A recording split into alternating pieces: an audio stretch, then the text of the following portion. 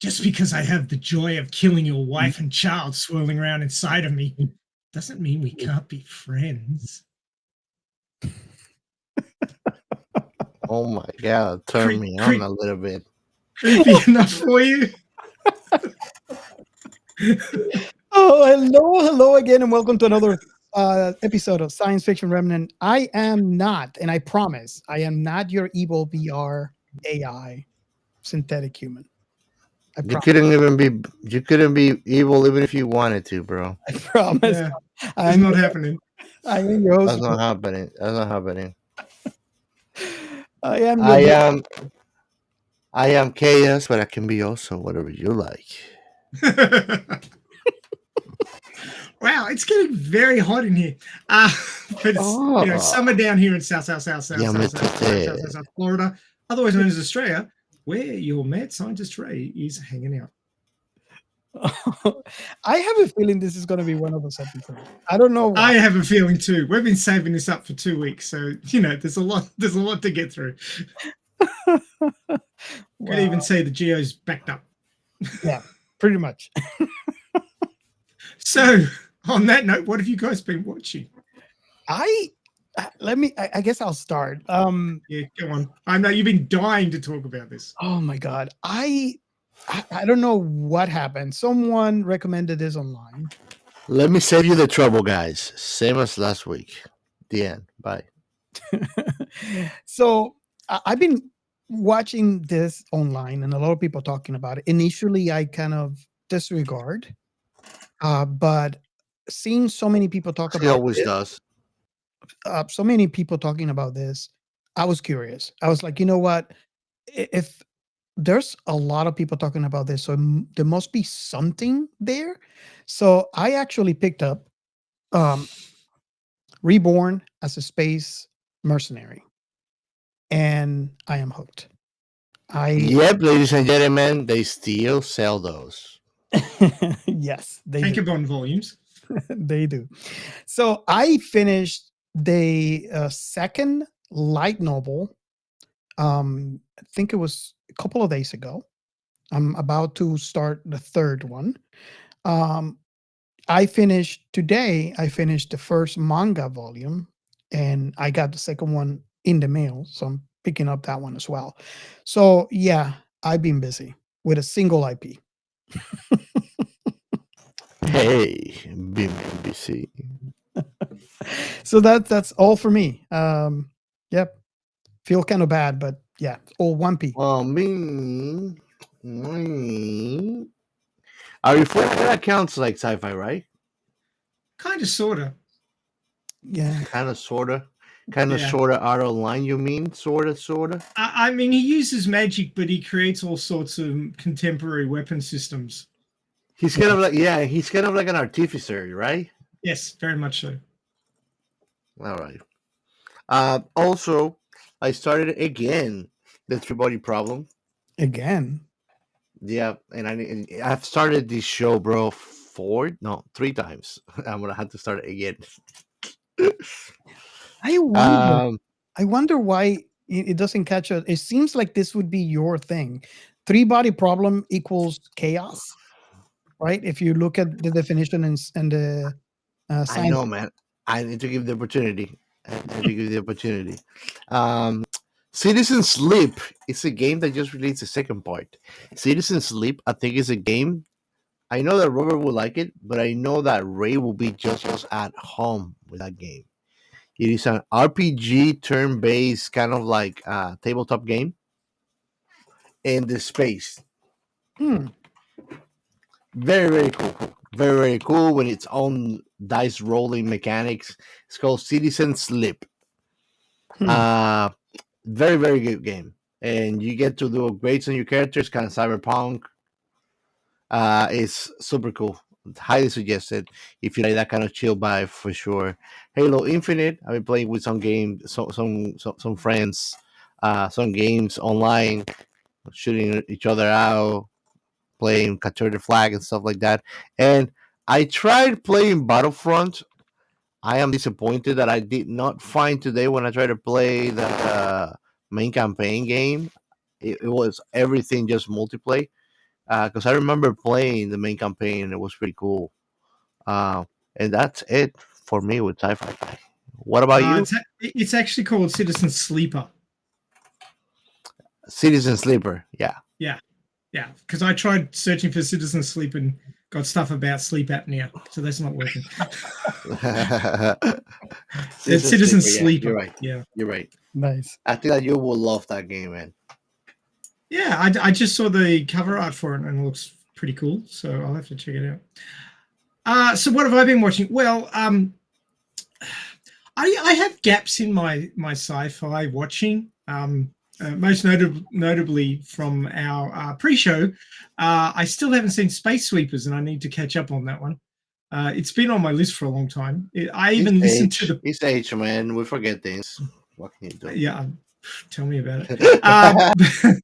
Yeah, and I'd like you to tell me about it because I've forgotten. But I actually finally got around to watching the entirety of Lucy, the movie about the girl who is she's forced into drug running, and she ends up getting an overdose of this drug that she was carrying that had been inserted under her skin in her stomach, and it opens up access to more of her brain, and she takes another double overdose and pushes herself to 100% and basically becomes a god. Yeah, it was very interesting. Let me correct you right there. There is not a definite time that you get to watch this movie. This movie will give you new shit every time that you flip it.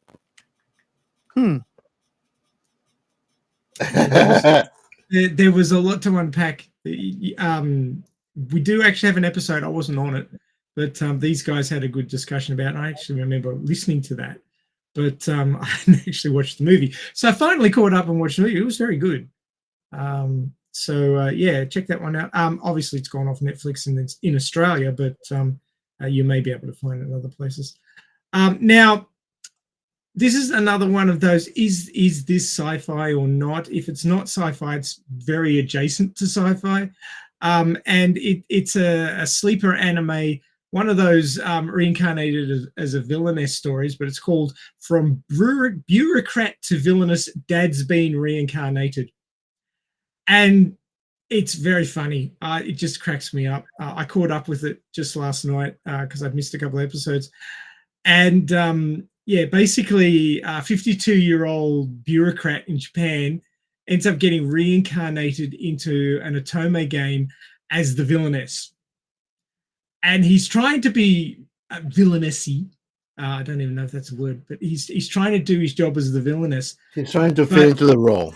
It keeps, every time he tries to do something sort of in the villainous role, it ends up turning around on him and everybody likes him even more. Because he's a dad and he goes into dad mode and he's like, he's trying to be tough and mean on people, but he's actually helping them the whole time. He can't help himself. And it is really funny. But the thing that makes it sci-fi is that his family, his wife and his daughter, they're both otaku as well. So it's an otaku family. And they all play games together. And the daughter realizes that her father's been sucked into this game and that he's in the game. She realizes this. So she's playing the game along with him, following his antics in the game world. And the mother finds out and they're both sitting there going, come on, Dad, you can do it. It's like he's got his own cheer squad of his family. It is it's brilliantly written. And if you don't consider it sci-fi, I mean, he's in a game, so it's kind of like Tron-ish in a way. But I've been really enjoying it. It's really well written, and as a father myself, and anybody who's gone through the whole, you're a parent and you've got to change the way you think about things because now there's other people relying on you. You will get some amusement. There'll be some knowing grins while watching this one. So that one's on High Dive. It's a current anime, so I think they're up to episode 6 or 7 out of 12. And yeah, I'm really enjoying it. It's really good. And just catching the odd SFY story on on YouTube to round things out. Everybody and nobody came to help, but then the humans rocked up and saved the day. That kind of stuff. They feel good stories. Feel good about being a human, kind of thing. Nice. Okay. So I guess we can move on to the next. Moving on. Yeah, moving on.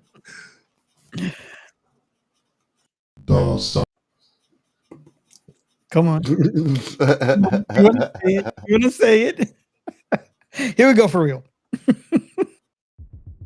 We are Science Fiction Remnant. This is the Funny Science Fiction Podcast. We are the Caribbean Science Fiction Network. We are Monorats. We are One Accord Level 2 Podcast. This is Jesse from Sudden But Inevitable and Open Pike Night. This is Sci-Fi. And all jokes aside, this is Sci-Fi, is the segment that we use to feature the hashtag This Is Sci-Fi.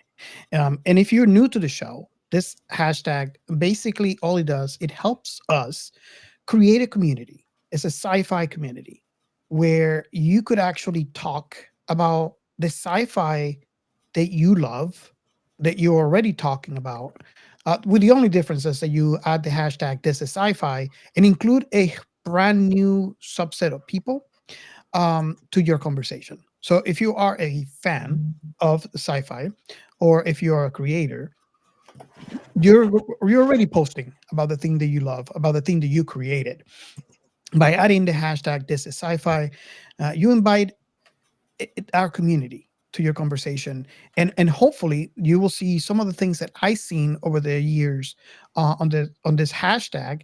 Is you would have people that would not normally be exposed to the thing that you love or the thing that you created, being exposed to your passion, right? And I always said this in the past. Passion is incredible, right? When you see the passion that someone has for this particular thing, it is enough to pique their interest. As you hear from me, for example, I was exposed to the passion of people talking about Reborn as a space mercenary. And I couldn't ignore the passion that people had for this IP, to the point where I actually went and bought not only the light novel or the actual manga, and I was exposed to something that I'm actually glad that I listened to the passion, because I'm really enjoying it. And that's kind of like what we look for, right? As a sci-fi fan, there's a lot of sci-fi out there that we are not exposed to. And there's always a big hole that comes to us when we finish that one thing we love so much and it's over and we can't get any more. So there's a void. And by listening to other people's passion, you cannot get new things that you could fall in love with. And if you are anywhere near like any of us here, that we love all kinds of sci-fi, this would actually be for you. So before we move on, do you guys have anything else to add to the segment? I do. Awesome. This one popped up on my Google throw random shit at me that I might be interested in feed on my iPad, and I thought I'd bring it up because it's very sci-fi. Newly discovered super Earth orbits in and out of its star's habitable zone. Could life survive this extreme climate? So this was published at the end of January this year. This year being 2025. I don't know when you're listening. You could be listening far off in the future. But it says the climate of such a world must be beyond bizarre. This is an artist's rendering, but who knows how accurate that is. But it basically says here, a super Earth planet. Now, if you don't know what a super Earth is, it's basically a rocky world that is much larger than Earth. So its format is like Earth. It's a rocky planet as compared to a gas giant. But it is much larger than Earth, so it would have much higher gravity. A super Earth planet that dips in and out of its star's habitable zone has been discovered just 19.7 light years away. So if we could travel at the speed of light, we could get there in about 20 years. Yeah. It's a big if. Or we can bend space and just get there now. Boom. Well, Yeah, just step there. let me say this to our listeners, right? If you're listening from the year 3025, and you are from this planet, shout outs, right? I'd be YOLO. impressed if people are listening to us that far in the future. YOLO. Do you know what YOLO means? Yeah. I'd just be impressed that people are still listening to us when we're so out of time. YOLO But to anyway. my chumbas. The planet, What the fuck is he talking about? the planet known as HD 20794D. Yeah, that just rolls off the tongue like a brick. Yes. H? No, don't hate. Don't hate No. anything, bro. Gets farther out from its star than Mars is from the sun, and on the other end of its orbit, as close as Venus. Oh, wow. So that's most of the habitable zone, and just outside it. So that's a pretty big swing. Yeah, you would think it would be chaotic, though. Yeah. Wow. Each orbit of the planet begins out beyond the habitable zone, where it is too cold for liquid water, before passing right through the habitable zone to its inner edge, where the temperatures rise for a short period before the planet moves back out again. The planet provides a brilliant target for the next generation of telescopes to probe its atmosphere, and for scientists to test the extreme limits of planetary habitability. They're gonna have to go subterranean to survive. Possibly, or maybe just be able to get frozen and then defrost again after you get back into the habitable zone. But yeah, so that's an interesting one. That's at space.com, and it's the newly discovered super Earth orbits in and out of its star's habitable zone. Could life survive its extreme climate? So check that one out. Nice. Imagine that one is kicking out now, but imagine when it was closer, then it was infernal and then normal. Infernal and then normal. Mm. Well, that's very similar to similar. I'm going to say similar to what's happening inside the three body problem, the story. So, yep. Okay. So I guess we can move on to the next segment, right? Yep. Yeah, I think so. Shout out. And for this next segment, I'll keep it short but to the point. Thanks for the participation and engagement to KK7. I didn't miss 1K. And we welcome a new subscriber, Hansi Friberg. Welcome to our YouTube. We hope that you like what we do, man. If you have requests or you'd like to engage with us in the comment section, we would like to see what you have to say about our episodes. And that's all for today's shoutouts. Nice. So now we can move on to the next segment, which is Dialita Army News. That vibrates in your bowels. That does. So we had Radio Chaos episode 254 this week. It was an Alita Battle Angel movie watch party for Creaky's birthday. So the venerable, justified, and ancient Creaky, otherwise known as Muskogee Creek, he has his own YouTube channel, which has over 150,000 subscribers. So he calls Uncle Creaky ancient, but the guy is a fucking rock. He is. He turned 76, but the tongue-in-cheek version is 8,000 years old. But he's a power lifter at 76, and he's actually going off to compete in what's called the Arnold. It's a lifting competition sponsored by Arnold Schwarzenegger, and he's hoping to meet Arnie there and get some photos with him. So that's his plan. Get out of the way. I got the picture. And Arnie's like 2 years older than Creaky is, so they're in the same generation. He looks a lot younger than Arnold. He does. He looks after himself pretty well. But yeah, so it was Creaky's birthday, and what else would Creaky want to do but watch Alita Battle Angel? So we watched the movie again. That's not bad. Nice. All right. Nice. Okay. Okay, so I guess we're ready. Do we have a Yep. plot? We do. I have it right in front of me. So if you haven't read the title and you just randomly let us run on from something else you were listening to, the movie we're covering is Virtuosity from 1995. Very misleading title. Yeah, it's I'd never seen it before. It was one that completely ran under my radar. I don't think it did that well. It had a budget of 30 million and made 37 million at the box office. So yeah, I don't think it was like a summer hit or anything like that. It's basically one of those shows where you take a genre which is well played and then add science fiction to it just to give it a bit of a twist. So basically it's like your standard police drama hunting down the murderer guy, but with science. There's some science in it. So that's how they differentiated it. So the plot. In Los Angeles, Parker Barnes is a former police officer imprisoned for killing political terrorist Matthew Grimes, who killed Parker's wife and daughter. He wasn't actually... I don't think that's actually right. I think he went to prison for killing the interviewer and the camera crew that got caught in the crossfire. Yeah. I think that's actually what he was jailed for. Barnes killed Grimes, but also accidentally shot 2 news reporters in the process and was sentenced to 17 years to life. So there you go, the very next line.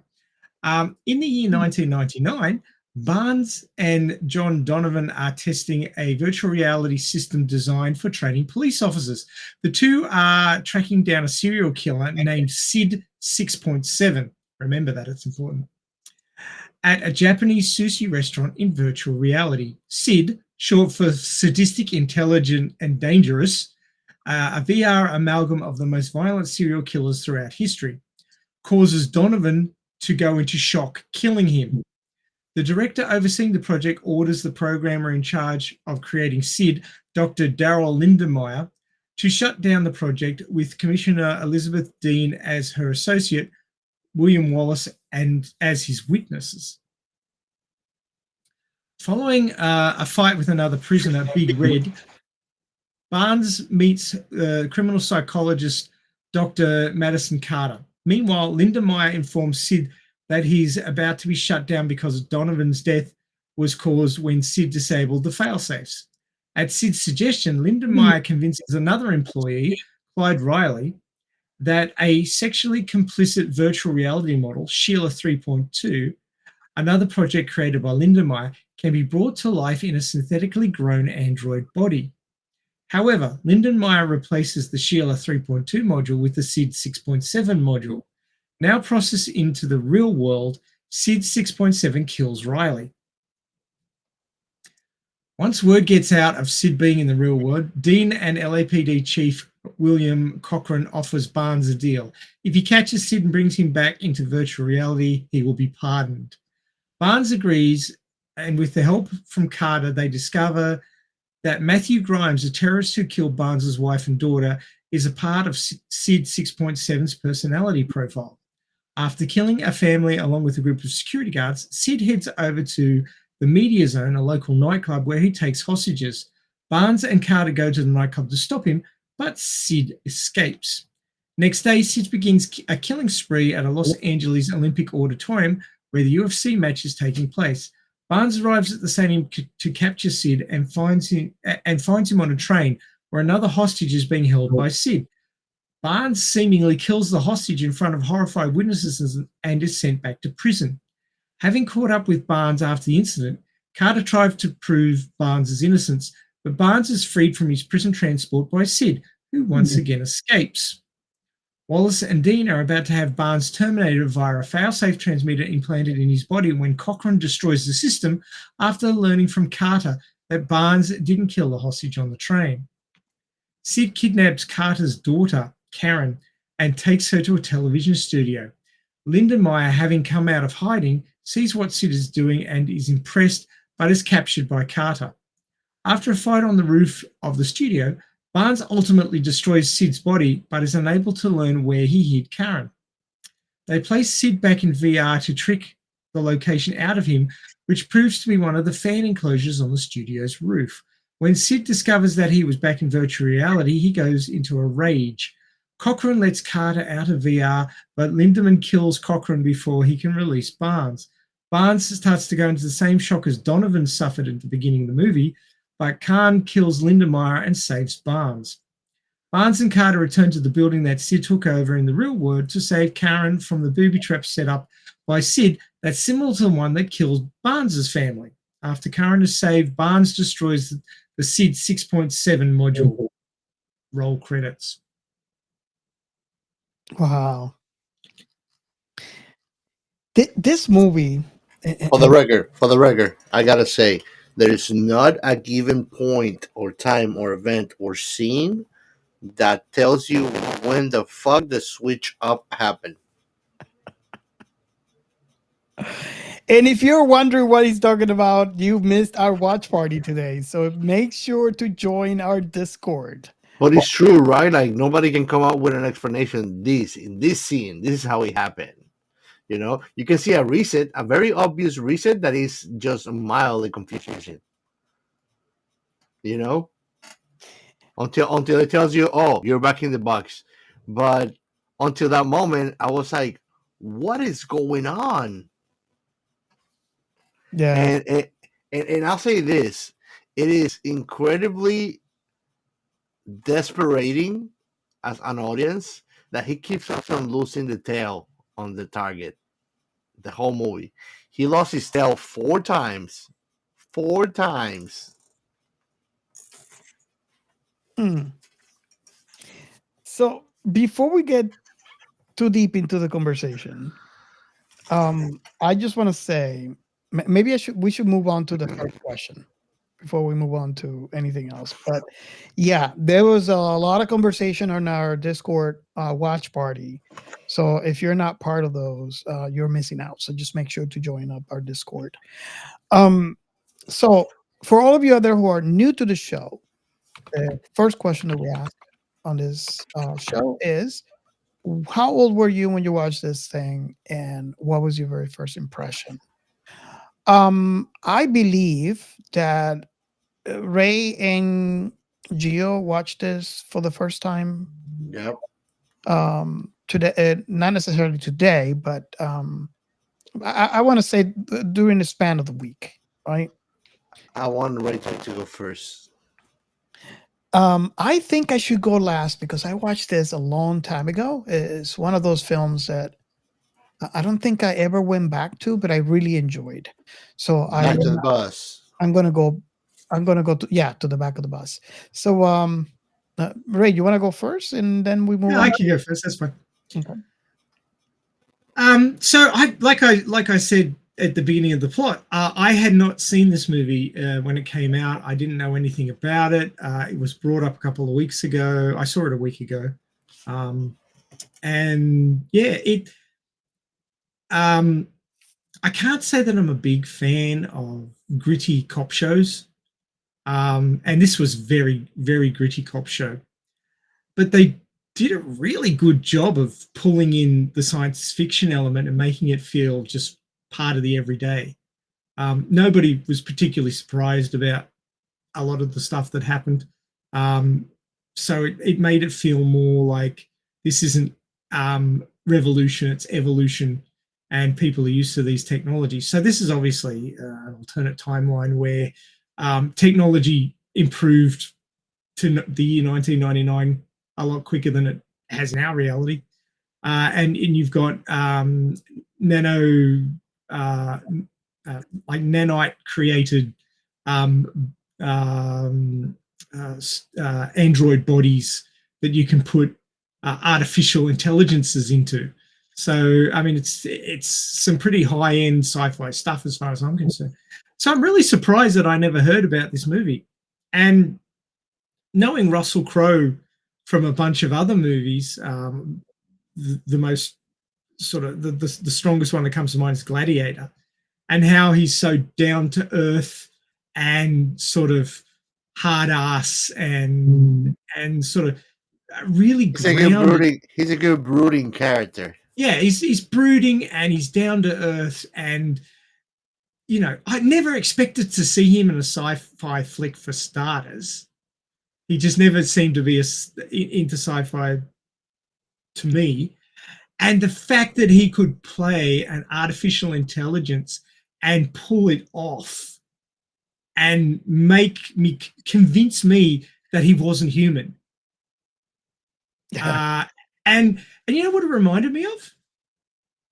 Now I got to remember the name of the character. Hell! I knew this would happen. I should have written. What series? What series? It was a TV show with a guy in a TV who was artificial, and he Max Headroom. Thank you, Max Headroom. Yes, he reminded me of Max Headroom. I think that's what he was channeling. Yeah, I think that's what he was channeling. And it was impressive. I mean, I always thought the guy was a good actor, but I thought he was a bit of typecast. Like, he couldn't do anything but the brooding, gritty sort of character. And here he comes with, the completely unhinged artificial intelligence that is just completely off the wall. I mean, I could now see him doing the Joker after watching this. I mean, he might be a bit old for it now, like the old man Joker. But back in 95, I reckon after this performance, he could do the Joker. Agree. It had elements of the Joker, had elements of Max Headroom. My mind, but now I see this and I put it together. Yes, totally, definitely. So, I mean, I thought it was a fantastic performance from him. So it's quite the underrated movie from that perspective. But yeah, I'm just the whole cop chasing murderer thing's been done to death to me because my wife's into cop shows and stuff like that. So I'm a bit over those. But this gave it a new spin, which I thought was interesting. So I mean, I hadn't seen it until a week ago. And yeah, it really was very 90s cop shows, even 80s cop shows sort of vibe, heavy vibe. So yeah, it's very grounded in its era, in that side of things, but yet the science fiction side of it is progressive even today. So it's got that duality to it, which really surprised me. So yeah, I'm sort of I dislike part of it, but I really like the other part. So I'm sort of on the fence. But that's just personal preferences. Yeah. Okay, so I guess that would be Gio's turn. You watched it today for the first time, right? Yes, sir. Wow. Yeah, so he's a newbie. Newbie. But this movie was I've had a whole week more to think about it than him.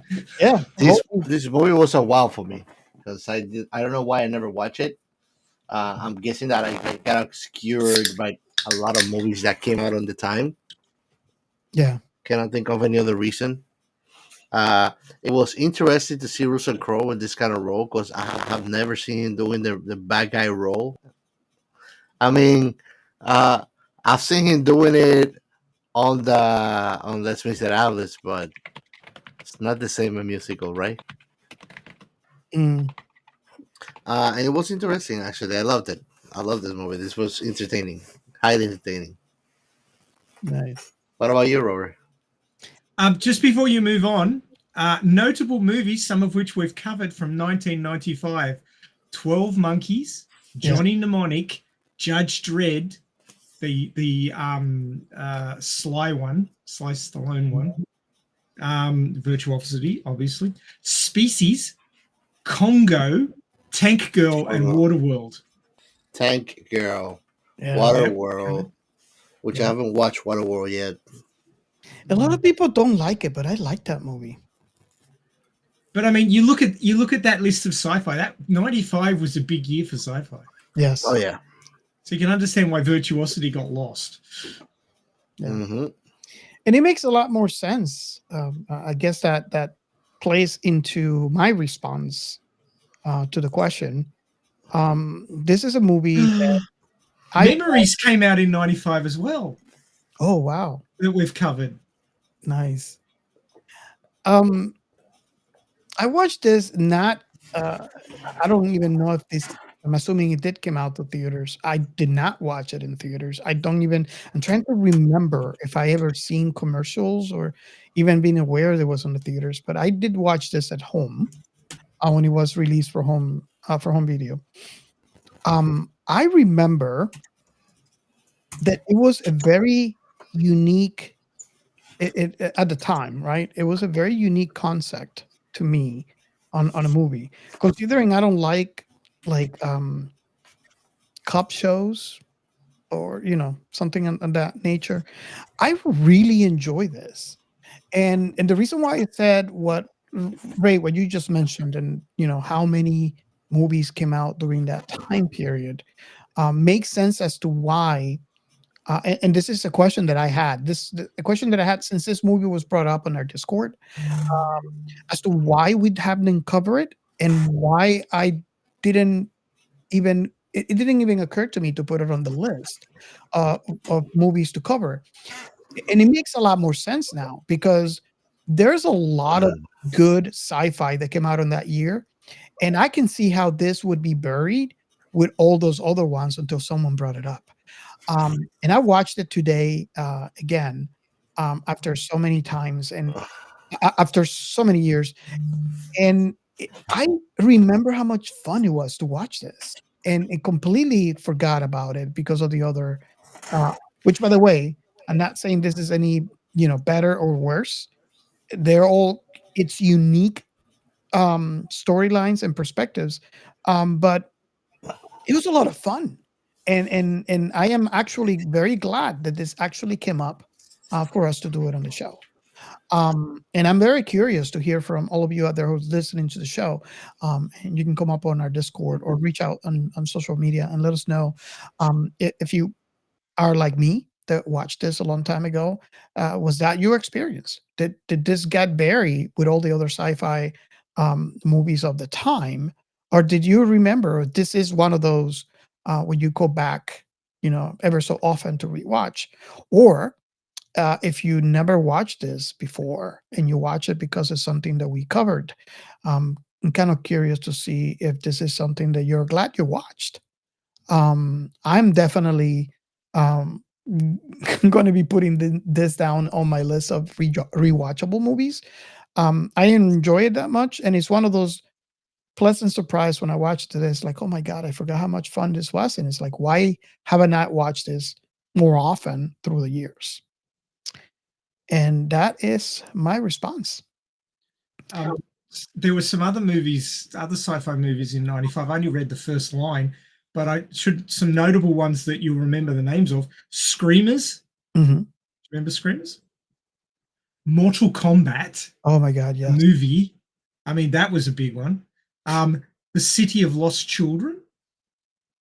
I haven't watched that yet, and I have a fan recommending this. Like, we have to cover it. It's one of those really out there shows, I think, but it's quite impactful. Mhm. Outbreak. You remember Outbreak? Yes. Oh yes. That was pretty big. But yeah, I mean, there was a bunch of sci-fi movies in 95. It was busy. Yes. And now that you mention that, it makes a lot of sense now. Because I was like raking my brain here thinking, why I remember this movie was fun. Why haven't I watched this? In 95 at the cinemas, I saw 12 Monkeys, Johnny Mnemonic, Judge Dredd, Species, Congo, Tank Girl, and Waterworld. And on video later on, I saw Screamers, Memories, Mortal Kombat, and Outbreak. So I've seen all of those movies, and a bunch of them at the cinema. That was a huge year for sci-fi at the cinema. Yeah, yeah. So I guess I want to move on before we move on into Gio's concern on this, which, by the way, you missed out if you were not in our Discord. Let's talk about the elephant in the room. Okay, so if you watch this film, you would probably be of the mind of Ray when he says, "This is not rubber approved." Yeah, I thought so. I thought that was why you didn't want to record last week. I thought it was like, you guys do it. and you would be right if you listen to the show long enough. You kind of know me, and just like as much as It's a that, total enigma. yeah, pretty much a joker. So I'm going to go on the record saying, again, because you just heard me talk about this. I enjoy this movie.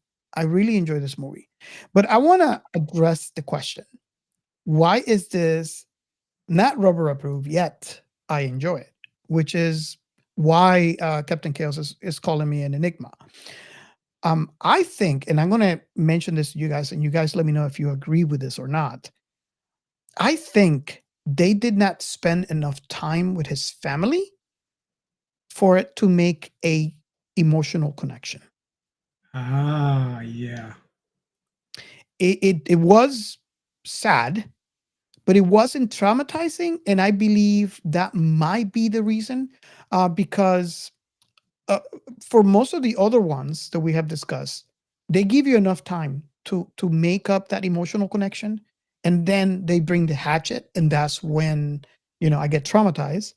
But in this one, and I kind of wonder if there was a reason, because I'm thinking back in all the other movies that I have seen, if I seen something similar to what they did here, and I can't recall another movie where they don't give you enough time to make that emotional connection, because that seems to be a plot device that is being used, and it needs to be used for the development of the plot. However, I don't think that was A, necessary for this plot, or B, um useful in any way. So I wonder if that was the reason why they did not exploit that. Would the movie be, uh, you know, have a lot better emotional connection if they did? I'm not sure. I'm thinking about that one, but I'm not 100% sure. What do you guys think about that? I mean, that definitely explained why I like this film and didn't find it traumatizing, but I want to hear your thoughts. Did you You know, feel it's very strange. I watch movies now, and there's a part of my brain that goes, "Can Robert deal with this?" It's one of the questions my brain asks me now, because we're always sort of like coming up with things to watch on the show and what we should do next, and my brain's always going, "Can Robert deal with this?" And I watched this movie not knowing anything about it. I'm going, "Ooh, they blew up the family. I don't think Robert can deal with that." But it's interesting because you say that they just didn't spend enough time with the family to make them impactful. And it was something that happened in the past, so they had to sort of show it, but you didn't get any scenes of him living with the family. There was no connection, there was just their death. They were So- dead when the movie began, so Well, you it didn't doesn't get to experience the sense of loss. Really. Yeah, well, you can still put it in. He could have had flashbacks to his daily life, some daily life scenes with the family, curled up in the bed with the missus having a chat, kissy kissy. The daughter runs in and leaps on the bed, and just do wholesome family things, which They threw connects that. them They together. threw that in there, like some memories of him, Yeah, but it like was wallowing in sadness. it was very abstract. Yeah. And I wonder, would it be a complete different movie if they would have done that? I mean, definitely be longer, right? Yeah. Maybe. I would have needed at least another 10 minutes. Yeah. Because they did have the flashbacks, but it was very abstract, and it was mixed with the death scene. Yeah. So it's They shoehorned it, and it broke the immersion. to me, it felt like I'm watching strangers, die. Yeah. Even though it was expressively indicated that this was his family, it didn't feel like his family. It felt like strangers. There's not a sense of loss, Mhm. and I think it's because of that. It's because it's not the same if they are alive when the movie start and then he loses them throughout the movie, you are accompanying that main character throughout its journey. So But you feel with him. But since he had lost them before you got to know him, this information enters you differently. It doesn't really impact you like, oh shit, because you didn't have any investment on those two characters on the story. I don't think that's Exactly. the case though. I don't think that's the case though, because I've seen movies where they lost their family at the beginning of the movie, and they still were good enough to make an emotional connection via really descriptive memories. And I was destroyed at the end of that because of that reason. Because they Demon spent, Slayer.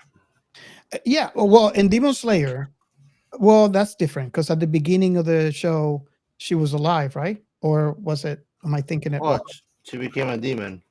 Yeah, no. So that wouldn't be a good example, but I seen some where, you know, in flashbacks he gets those memories and they're shown to the audience, and they're long enough, or not necessarily all on in a row, right? It could be throughout the entire movie where they give you a little piece here, a little piece there, but they're long enough to help you make an emotional connection. So when they bring the hatchet down, you're traumatized, right? You're emotionally vested already. Um, I honestly think there was a reason why they did it that way for this film. And honestly, I couldn't tell you why, because I think it's necessary for the story. It is necessary for any story to have that emotional connection. We already have the emotional connection with the main character. We have the emotional connection, believe it or not, with the bad guy, right? Otherwise, the movie wouldn't be as good as it is. We have the emotional connection with the doctor, right? So that one missing part was his family, and I question, because of other movies that I've seen in the past, this was done intentionally, and I can't figure. Yeah. I told you, it sounds ridiculous. It sounds too simple to be truth, but it's exactly that. That's where the hot psychologist lady comes in. They literally are counterparts of one another.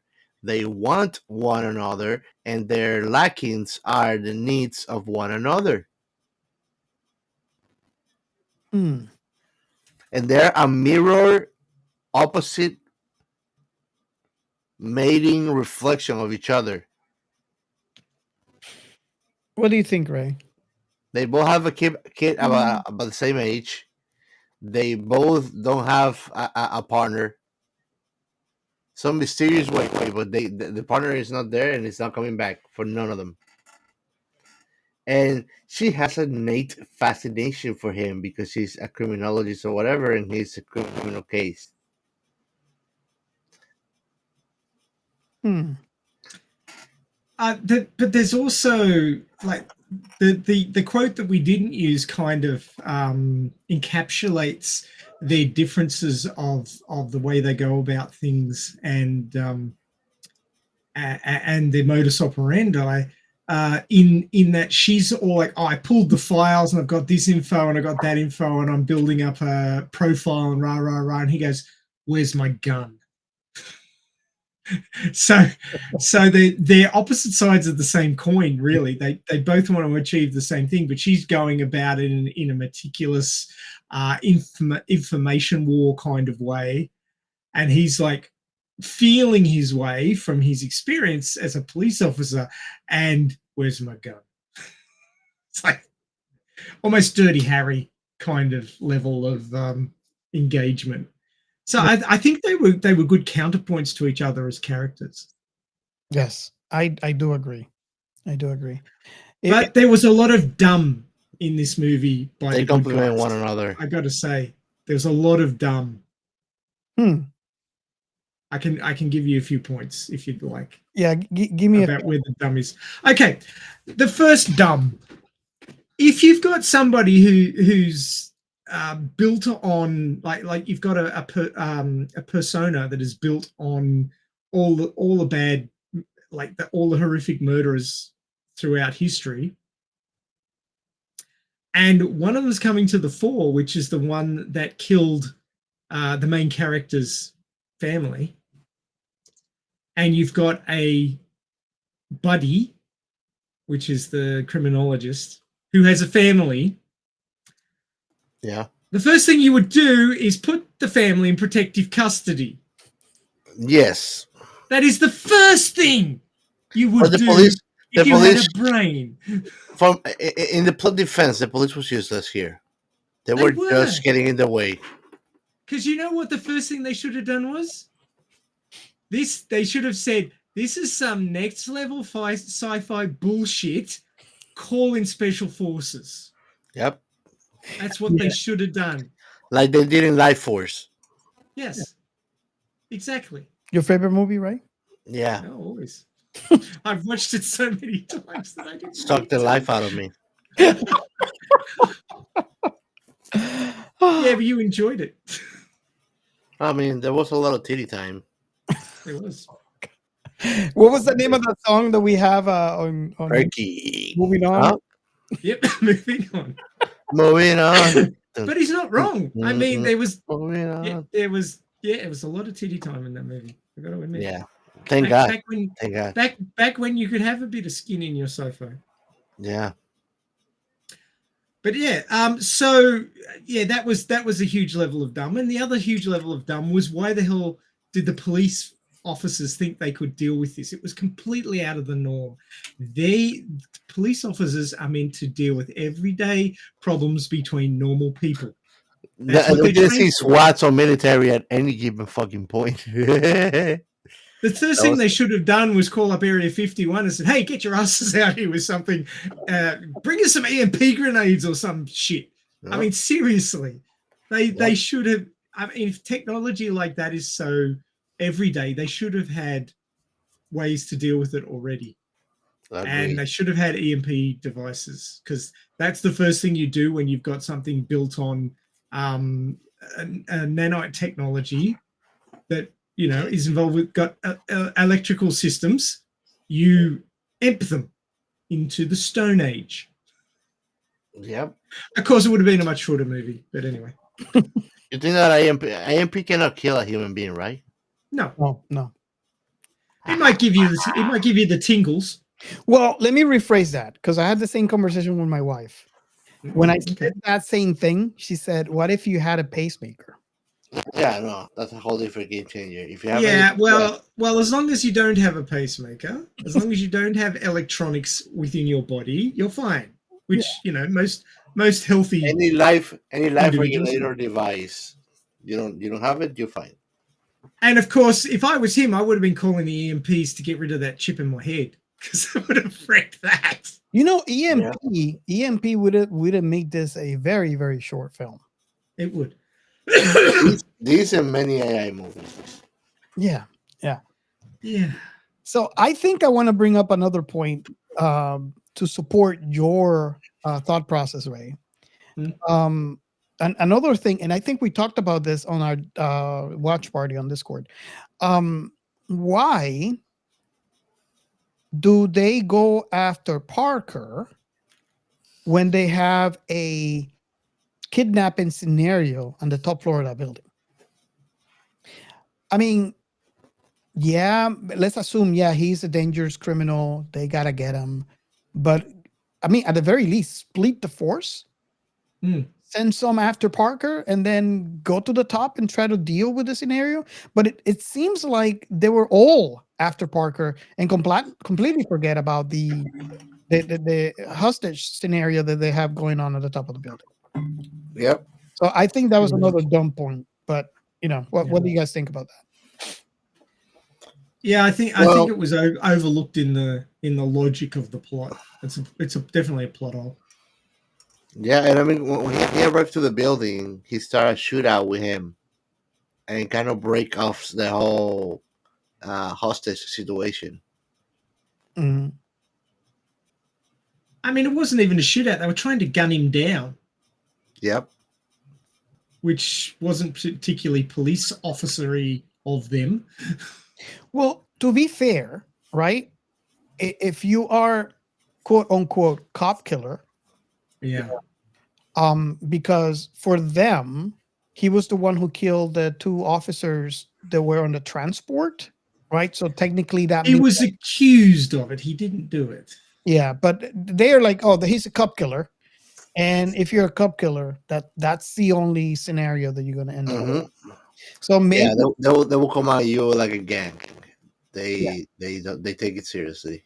so maybe that would be the reason. It still sounds dumb to me when you have, it's just one man, right? You can let him go for now and pick him up tomorrow, right? Deal with the situation that you have a hostage scenario where there's a lot But of people that are in danger.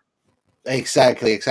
Like if you like, it felt like they didn't assess the situation because you're in a roof on a helicopter with a gun, and you're looking that there's only two people walking on the place. Why you need to shoot it down like they have a nuclear bomb? Now that I said this, let me do the old switcheroo here. Right? I think I have an explanation for that scene. And this is the reason why I brought it up like that first. Right? And this is going back to what Gio or Captain Chaos mentioned right after the plot. We're going to talk about this. This is the other elephant in the room. We did not know at the time. And Gio, agree. Do tell me if you agree or disagree with this. We did not know at the time that they were in VR. And the question is, when did they go in VR? We didn't even notice them going into VR. When was this, the key point? Was it when they were sitting down? When did he came back on? Because remember that he came back off when they switched him from Shayla and put him in that mechanism, incubate him. Remember? Yeah, but here's my thought, right? And before I move on to that thought, the reason why I think the police were dumb in this scene is because they were not really the police. It was a VR scenario inside the VR. Oh, That's what I think. That's what I think. Now, to answer your question, which by the way, I think it was the most clever thing in this film. You watch this thing and you don't even realize that they're in VR until they actually show you.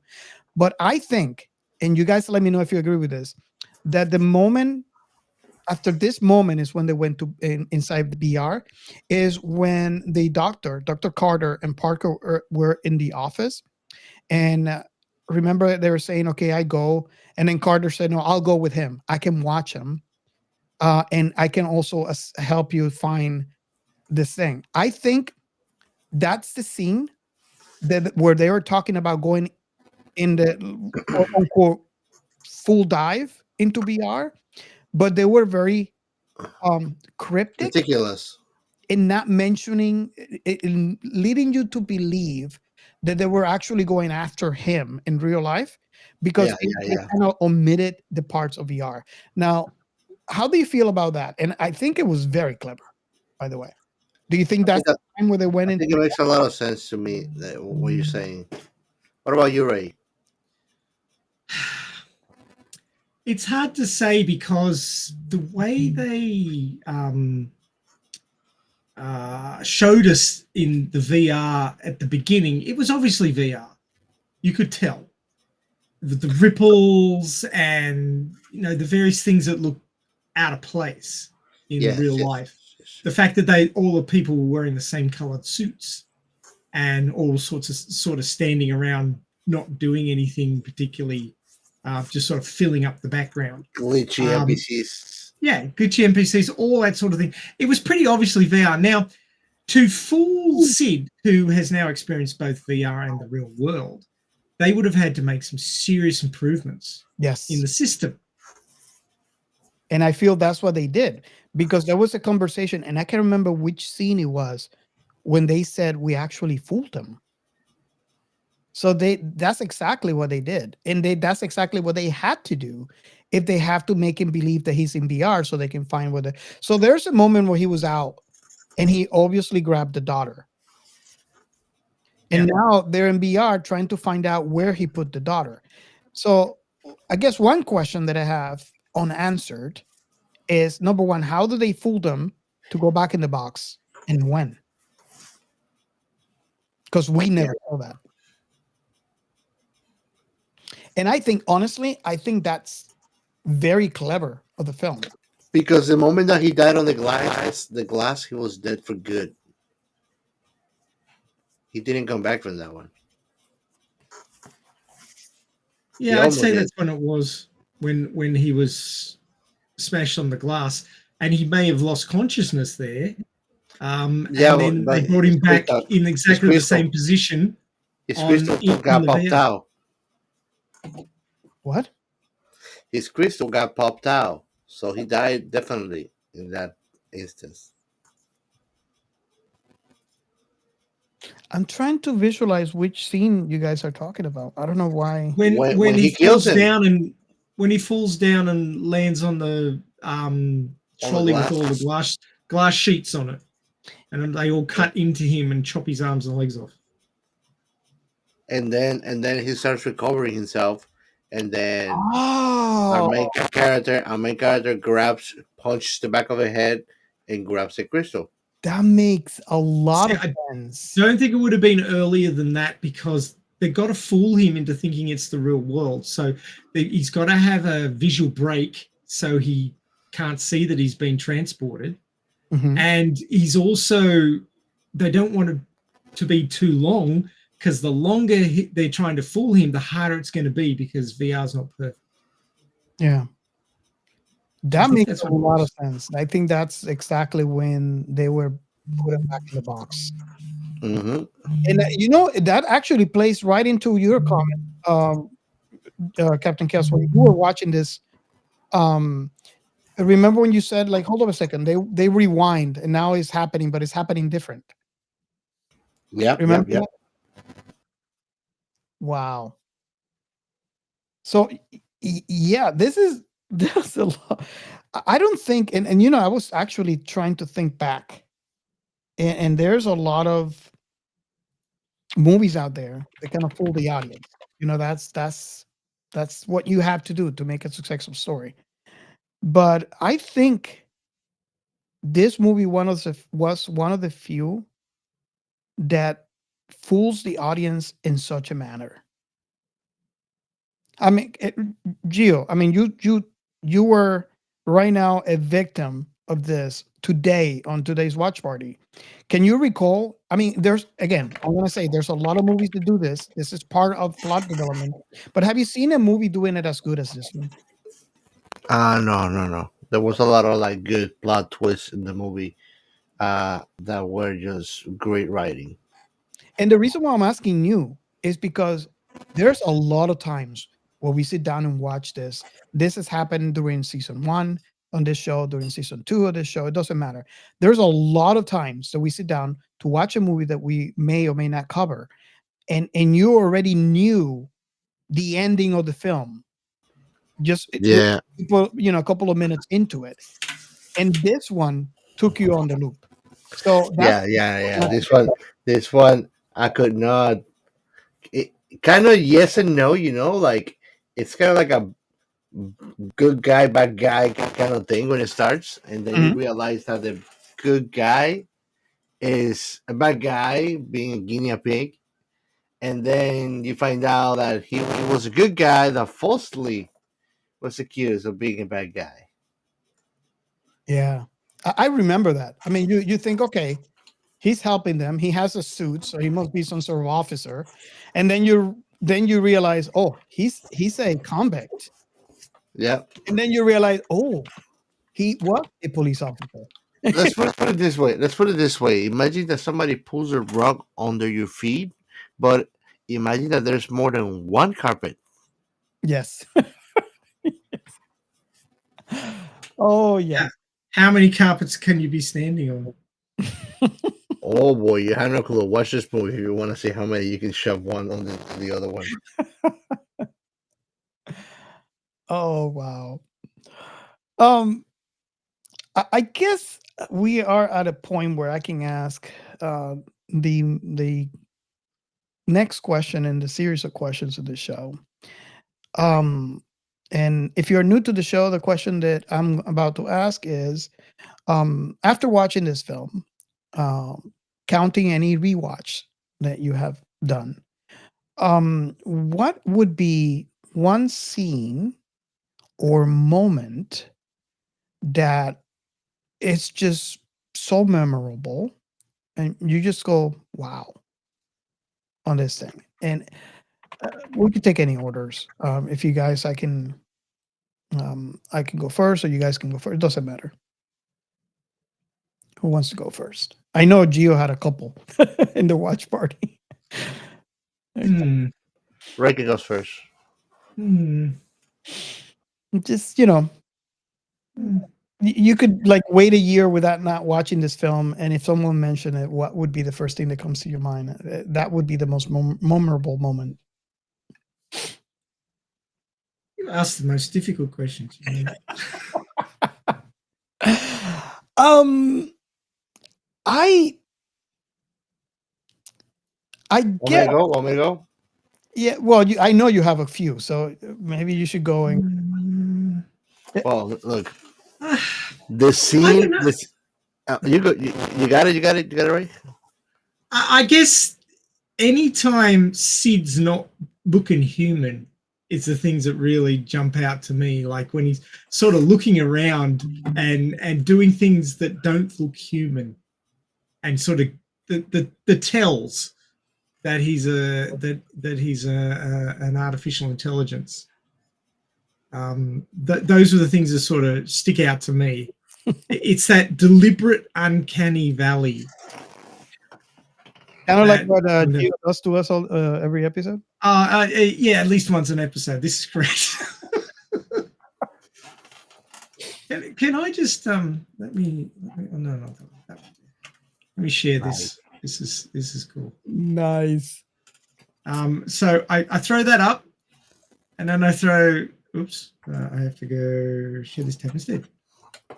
Yes, Max. That's right. For all of you out there who are listening and not watching our YouTube, but we wonder why, you should subscribe. But at any time, can you explain why they're watching? Right? So I can't get them side by side, sadly. Mhm. But this first image is a promo picture with Russell Crowe in it as Sid 6.7, and he's in the suit that he's in VR, the teal suit, and they've pixelated it a bit, so it's obvious that he's in virtual reality. But he's got the immaculate hair that's sticking up. He's got this look on his face that sort of says, "I'm better than you," and he's adjusting the cuff of his suit. Smoldering. Yeah, and he's got this almost too youthful appearance. He looks ridiculously youthful and exuberant. I hate him. Yeah, and then the image that I swapped to is a picture of Max Headroom, who looks somewhat more artificial, but he's got the suit, he's got the clean cut, he's got the looks, and yeah, you can really see that Sid 6.7 was based around the idea of Max Headroom. Now, the TV series Max Headroom was in 1987, so it is a predecessor to Sid. Sid, obviously. Yeah. You want me to tell you? You want me to tell you what was the first thing that came to mind when you showed me the first photo? Yeah, sure. Rick Astley. Straight up Rick Astley, dear. bro. I saw that photo with the jacket and everything. I was like, never gonna give you up, never gonna say goodbye. And that is how the science fiction remnant Rick rolls you, right? Yeah. You're welcome. Now, Go now, on, can Rick. I throw another iron in the fire? Are Yeah. you ready? Yes. First of all, we'll go back to Sid. Take another look at Sid. Now, take a look at this guy and tell me if you see some similarities. Never gonna say goodbye.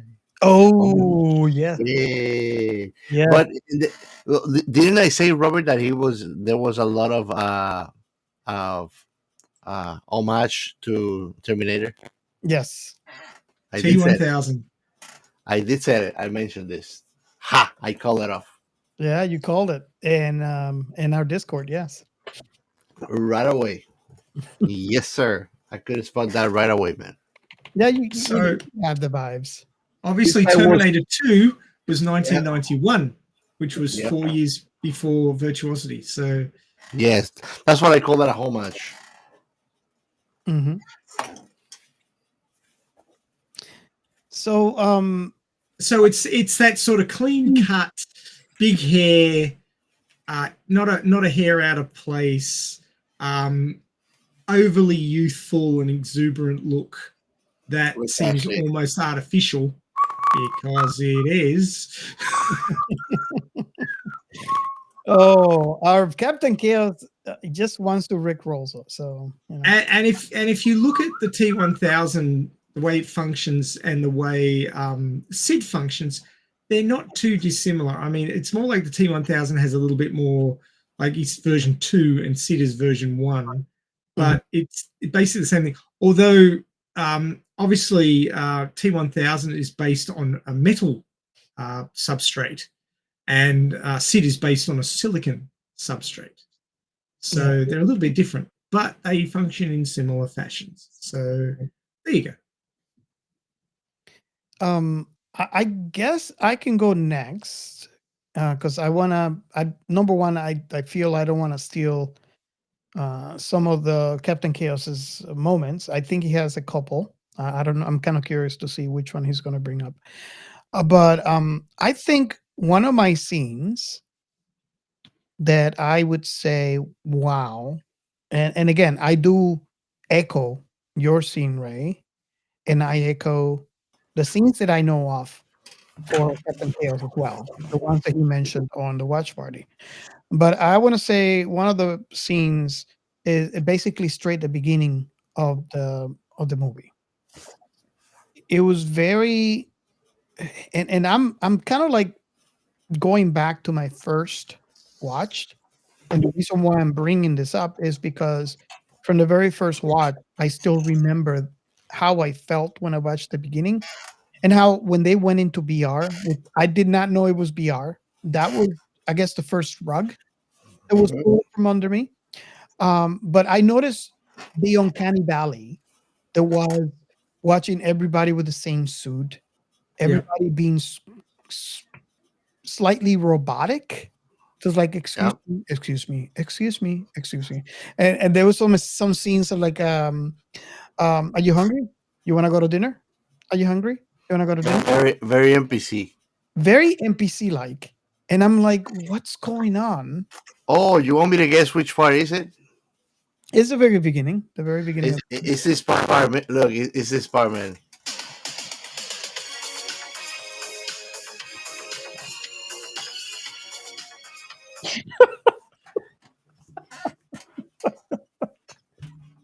oh god. To the Rick's audience, going to come after you, Chaos. Gotcha. to the Rick is audience, going to come after you. to the audience, you're welcome. Um, I hope we don't get a flag on our YouTube.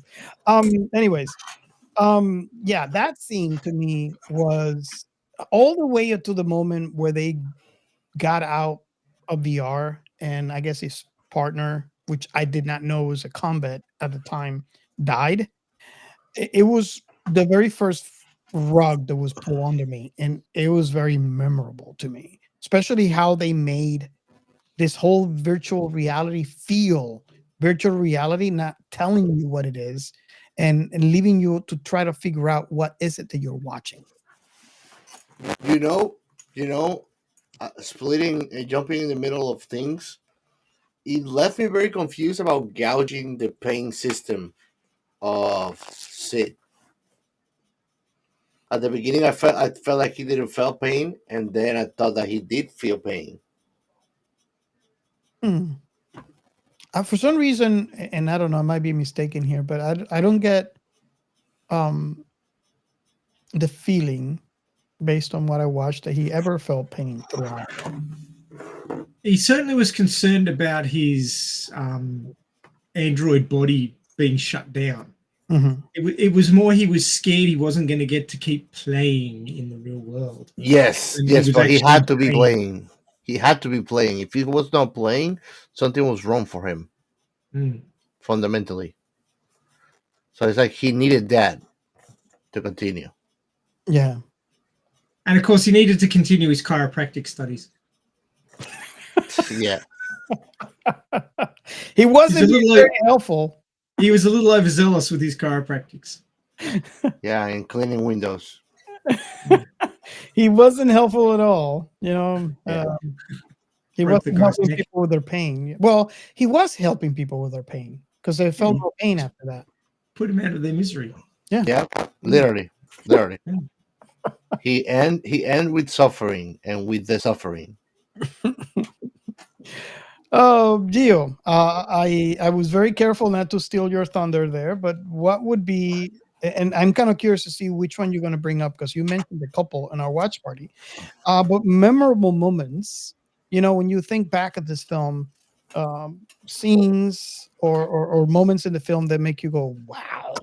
Man, when he is at the club, so he already wreaked havoc on the Japanese theme restaurant place.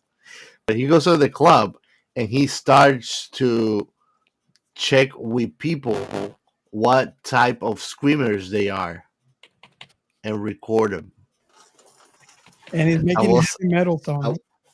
No. He made the heavy metal song first, and then he was just flat out torturing people. He just flat out was torturing people. He was like, some of them were just doing it because they were terrified and they were being left alone. Some other people were actually being torturing to do it, but he literally was getting them to scream to see what different types of screams he had on the crowd. And he was making a musical with that shit. And I was like, holy shit, this is fucking TV. And he's pairing them. He's putting all the screamers, the sound He's of making a symphony with all the screams of all the people, bro. I'm like, wow, bro. This is like freaking conceptual horror. that was twisted. Yeah. That was my scene, bro. That was my scene. But yeah, every scene where he has a maniacal face too, I found it impressionable. I did like it. Because, like I tell you, like I like Russell Crowe. I like all the movies he's done, but a maniacal villain, I cannot recall another movie that I've watched of him like that. And the thing is that what he portrayed, he did a good job because when you think about it, he's not portraying something human. He's portraying a bunch of. He's a conglomerate of human beings that are dysfunctional by nature, and he's a conglomerate of them. Mhm. You know, so he's not a functional living being as it is. He's not rational. He's capable of rational problem execution, but he's not rational on his drives, you know, and his motives. Yeah.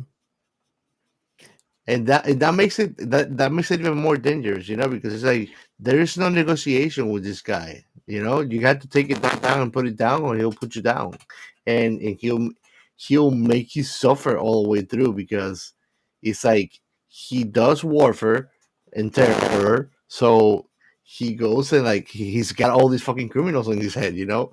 So he does war terror tactics. He attacks your people, you know. You have a really good point because number one, empathy plays, you know, any level of empathy plays a big role in how you treat others. So to begin with the fact that he has no empathy, right? He is not None. human, so he doesn't have a point of compare. Like, how does it feel to be human? Although there are humans out there who have so very little empathy that feel like robots because they have no point of compare. But on top of all that, he is a combination of, what did they say? Over 200 criminals. 200 criminals. Yeah. Mass murderers. Exactly. Exactly. Let me put it. Let me put it this simple. In a public setting, you would think it's horrible to kill people. You know, that's a normal person thinking. You know what would be the only reason that he's not starting a disaster, killing people, mass murdering? Because it will be inconvenient, probably, for him to move around. you understand the level of thinking of this guy? This guy is just a fucking predator. He will kill because because you're there with him, sharing the space. Well, that reminds me of Inuyashiki, Last Hero. Yes, When yes, too. the other guy, he valued 3 people, and so would protect them with his life. Yes, But everybody else was unimportant to him and just in the road. and it didn't really matter. It's so lunatic to think that like you're gonna end with every single human being in the world, and then it's gonna be just you 3. Like, Mm. wow. But it's that line like drawn in the sand to the point where it's the Grand Canyon, where you've got people you care about and will protect with your life, and you'll actually go to the point of destroying yourself to save them. And then there's everyone else who doesn't matter a whit. Yep. How does a brain devalue everyone else so heavily? My mind can't wrap around that, because obviously I have more empathy than him. Robert, I've worked out why there's people who are like robots in the world. It's because you stole all their empathy. Yeah. I'm sorry. Every time that you ask for a part 2, Robert, somebody loses their ability to be empath. Yeah, that's another thing that you guys missed on the watch party. Once the movie ended, I asked Captain Chaos, "Okay, put part 2 now." Somebody loses their ability to be empathic, man. Usually somebody in the vicinity of Robert. Yep. Does that mean I made up Chaos here? Yeah, Probably. I'm like ground zero. Oh God. Oh wow. But I kind of think that that's what made this person such a horrible villain, or should I say a really good villain, because on how he was written, right? We have, as a point of comparison, if you look at, He's not even a villain. He's just a product. yeah, it's like, if you look at people like mass murderers, right? They lost their empathy, and they're humans, right?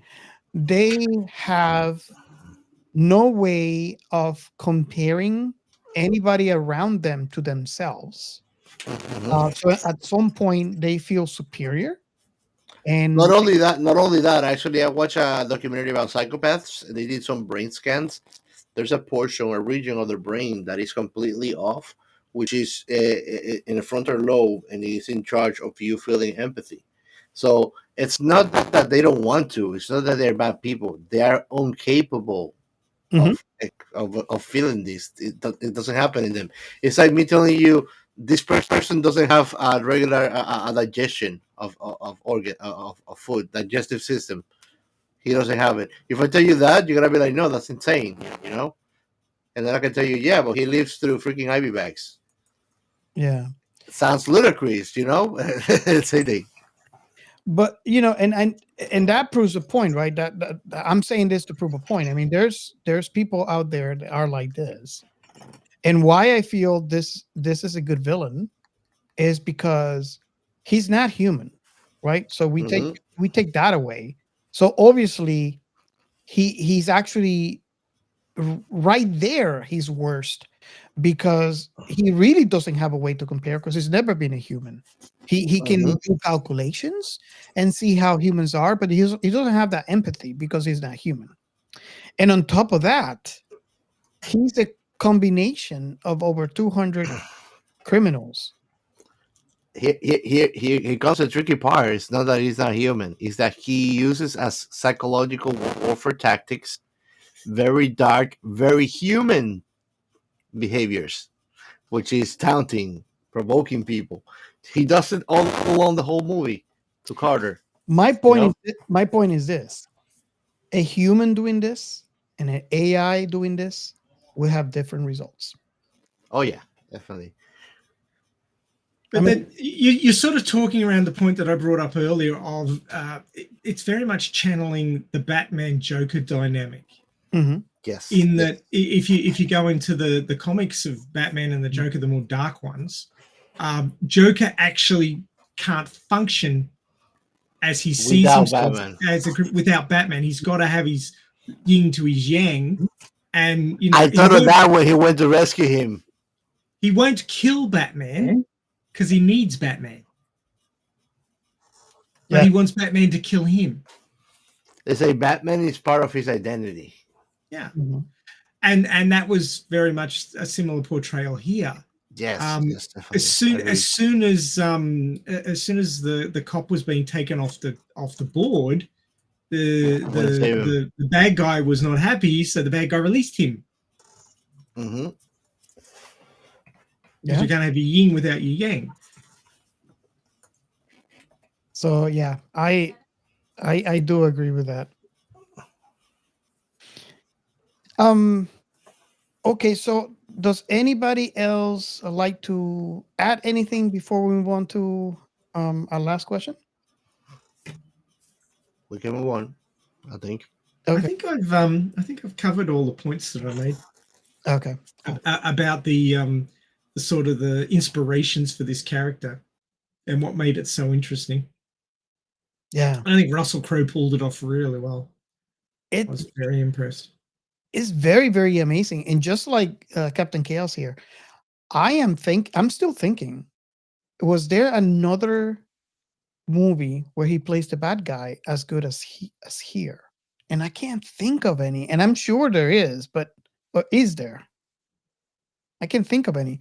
But that's one of those impressive things about this film and how he plays this. I don't think he I want to venture and say this, right?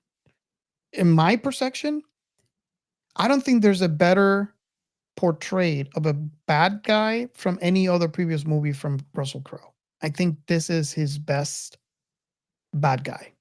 And it's because of the reasons that I mentioned earlier. And how not only that, but it takes a good actor to make you feel that this is true. I mean, because I can say until I'm blue in the face, this is an AR, AI, and this has 200 plus criminals inside. But if the actor can't sell it, it doesn't mean anything. And I think he sold us on this persona in a way that made it very believable. So that's why I feel this was one of his best bad guys. Do you agree with that, Gio? Yep. I will not debate that. I can't recall, and I don't know if Ray is actually. I'm but researching right now. I can't recall. Do you recall, Gio, any other bad guys from Russell Crowe? I've got a list of them here. Mm-hmm. He played antagonists in Les Miserables. Les Miserables. I mentioned it, but I disqualify it. Unhinged. Haven't watched it. Romper Stomper. Haven't watched it. And 310 to Yuma. Haven't watched it. Yeah, so 310 to Yuma is a Western. That would probably. Oh, he was not a bad guy there. He was a good guy that was being wronged. Okay.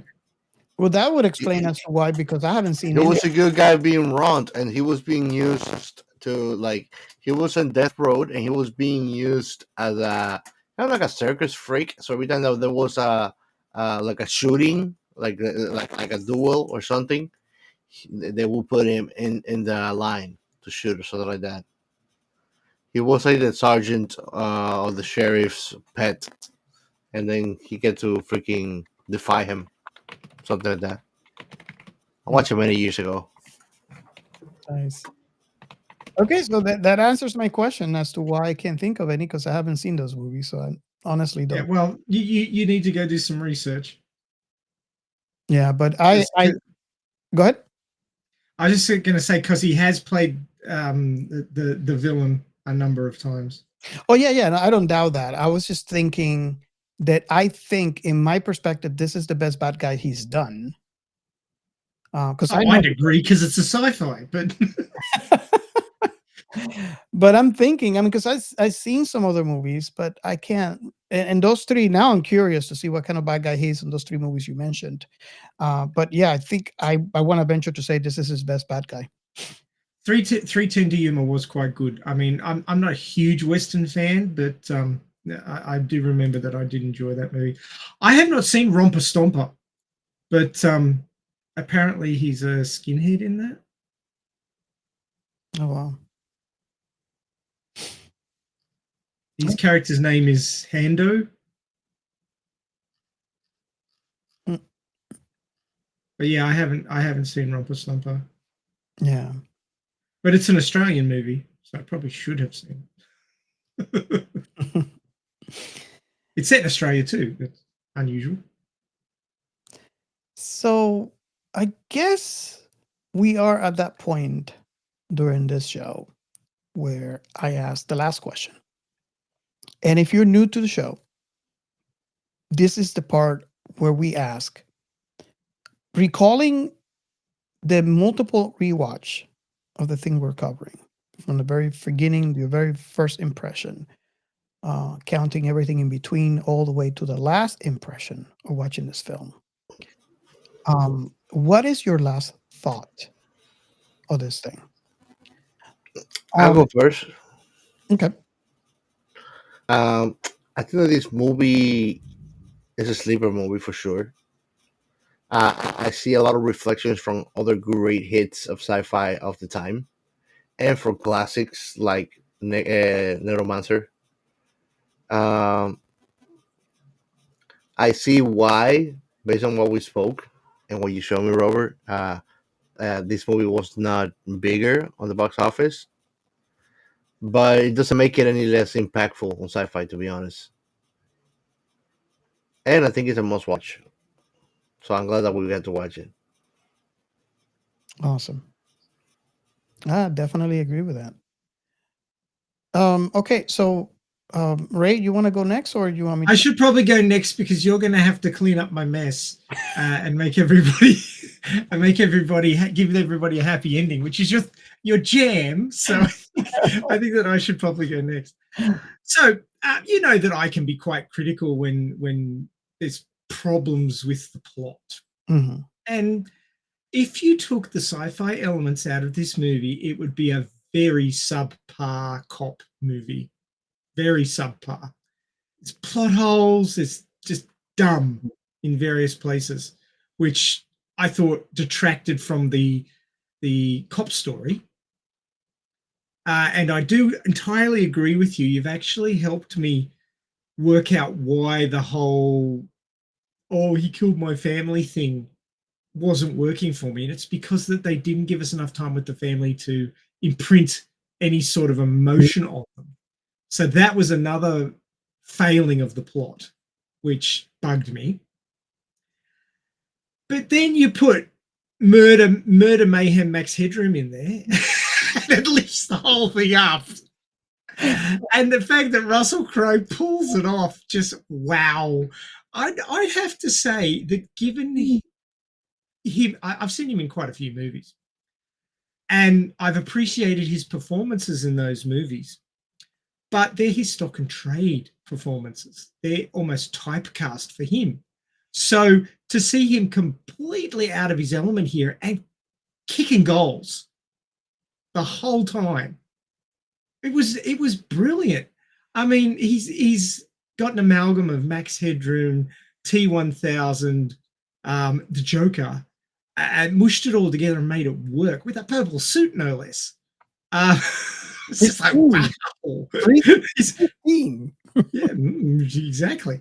But I almost feel sorry for the guy that the plot let him down, because if it wasn't for those really squishy, soggy bits of the plot, I think this movie could have been a standout even with the competition in 1995.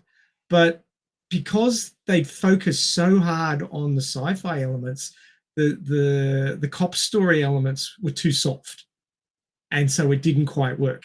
And it's taken a watch, I think about it for a week, another partial rewatch because I had to run off and do something for my son's school, and then this discussion for me to finally cement what was bugging me about the movie. And it's not the sci-fi part, it's the cop part. They lent so heavily into the sci-fi part that they didn't prop up the cop part properly, and it's the plot holes in that part which are the problem, which is a shame, because if they'd thought about it and fixed those, made the movie 10 minutes longer and gave us some more time with the family to cement their importance, and you could have had him lying in his bunk in the prison after his friend died, thinking about it, and then him dreaming about his family, because death and death goes together. So he could dream about his family, could be having flashbacks in his dreams to happier times, and then he wakes up crying or something like that, to show that he's a tough bastard, he's hard as nails, but he's sad about losing his family, and give that character a little bit more depth. And I think it would have only taken tops 10 minutes. They could have really fixed that. And then if they could have just brought some special forces in, had them fail because SID 6.7 is too smart for them. I mean, I think SID 6.7 could have really shone if they'd given him some tougher opponents. I mean, he had to go and save his opponent, because his opponent got arrested again, was going back to jail. It's like, well, when the bad guy has to fix the good guy's side because the good guys are so pathetic, it kind of like doesn't allow the bad guy to shine.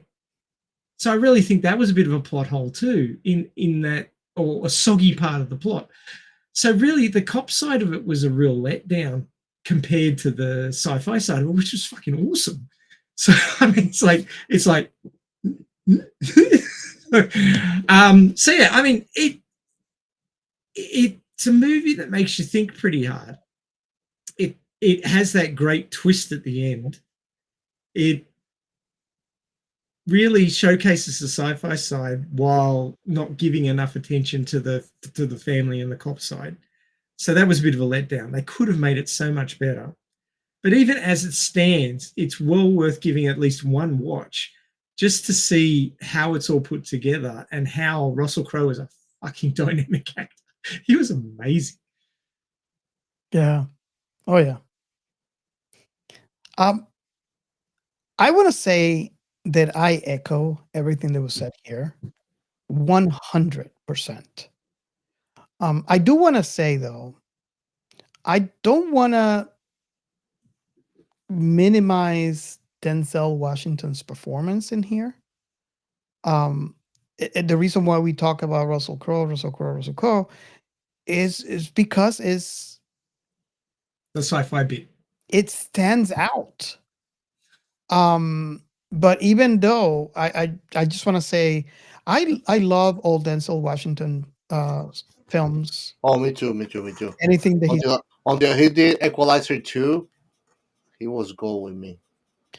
I think he did a great performance here, just like he does. I think it Mhm. would not be the movie that it is today I agree. if it wasn't because it was casted in this thing, and not because it was just his name. Is the way that he acted in this film, and you need someone like that to play the yin to the yang to, or maybe I said it back. He played the straight guy. Exactly, to make a compare, because the audience need to see a comparison so you can recognize the villain, kind of like when you say you need the night to appreciate the day, right? Mm. And I think it would have been a complete different film if you had someone of a less caliber than Denzel playing this part, because it would have not helped us see the awesomeness that Russell Crowe brought into this film. That being said, again, I echo everything that was said here. I agree 100%. It kind of took the words out of my mouth, Sorry. Gio and Ray. So thank you for that. I no, I honestly appreciate it. Because I couldn't put it any better. You know, the ways you guys are, the way that you guys articulated that was perfect. This film was amazing, right? The only thing that I regret is that I forgot about this film for the obvious reasons that we mentioned on this show. Because I watched it today and I was like, oh my god. Granted, you know, I do agree with everything, all the plot holes and everything that is bad about this film. But even like that, like Ray mentioned, it's worth at least one more rewatch or one rewatch in your case. I really enjoy this film, and I think I'm going to put it in my circulation. And it makes sense as to why I forgot because of all the great films that came out in that year. That Ray, you were on point. This year, it was busy. 95 was cooking. It was really busy, and that makes sense because that's one of the things that I was wondering when this movie was brought up.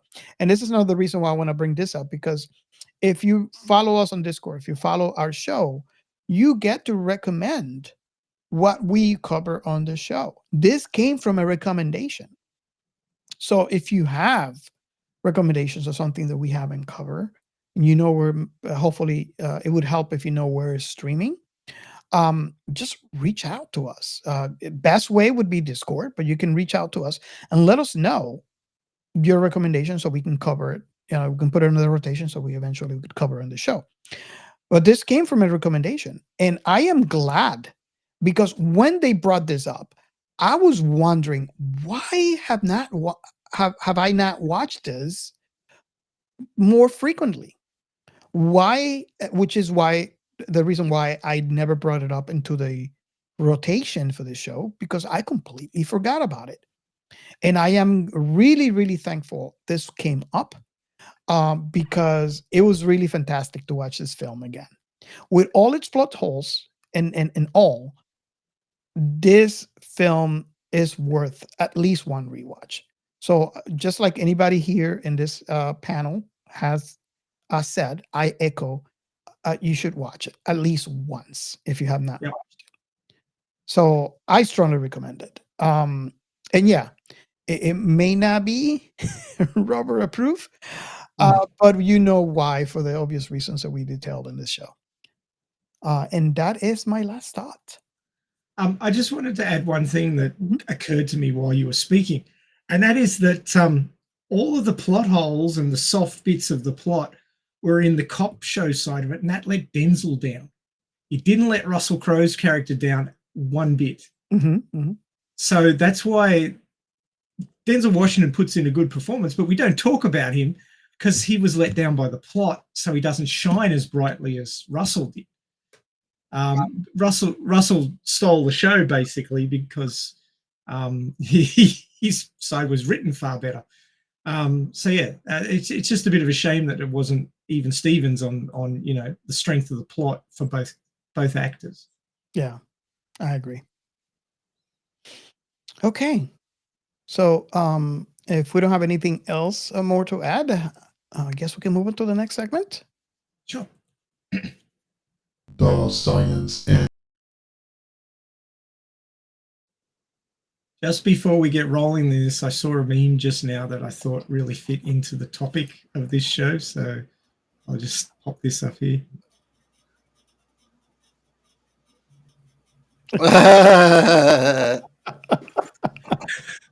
Takes a little while for your brain to wrap itself around that How comment. did we got in here? Oh wow, yes, I kind of agree. Yeah.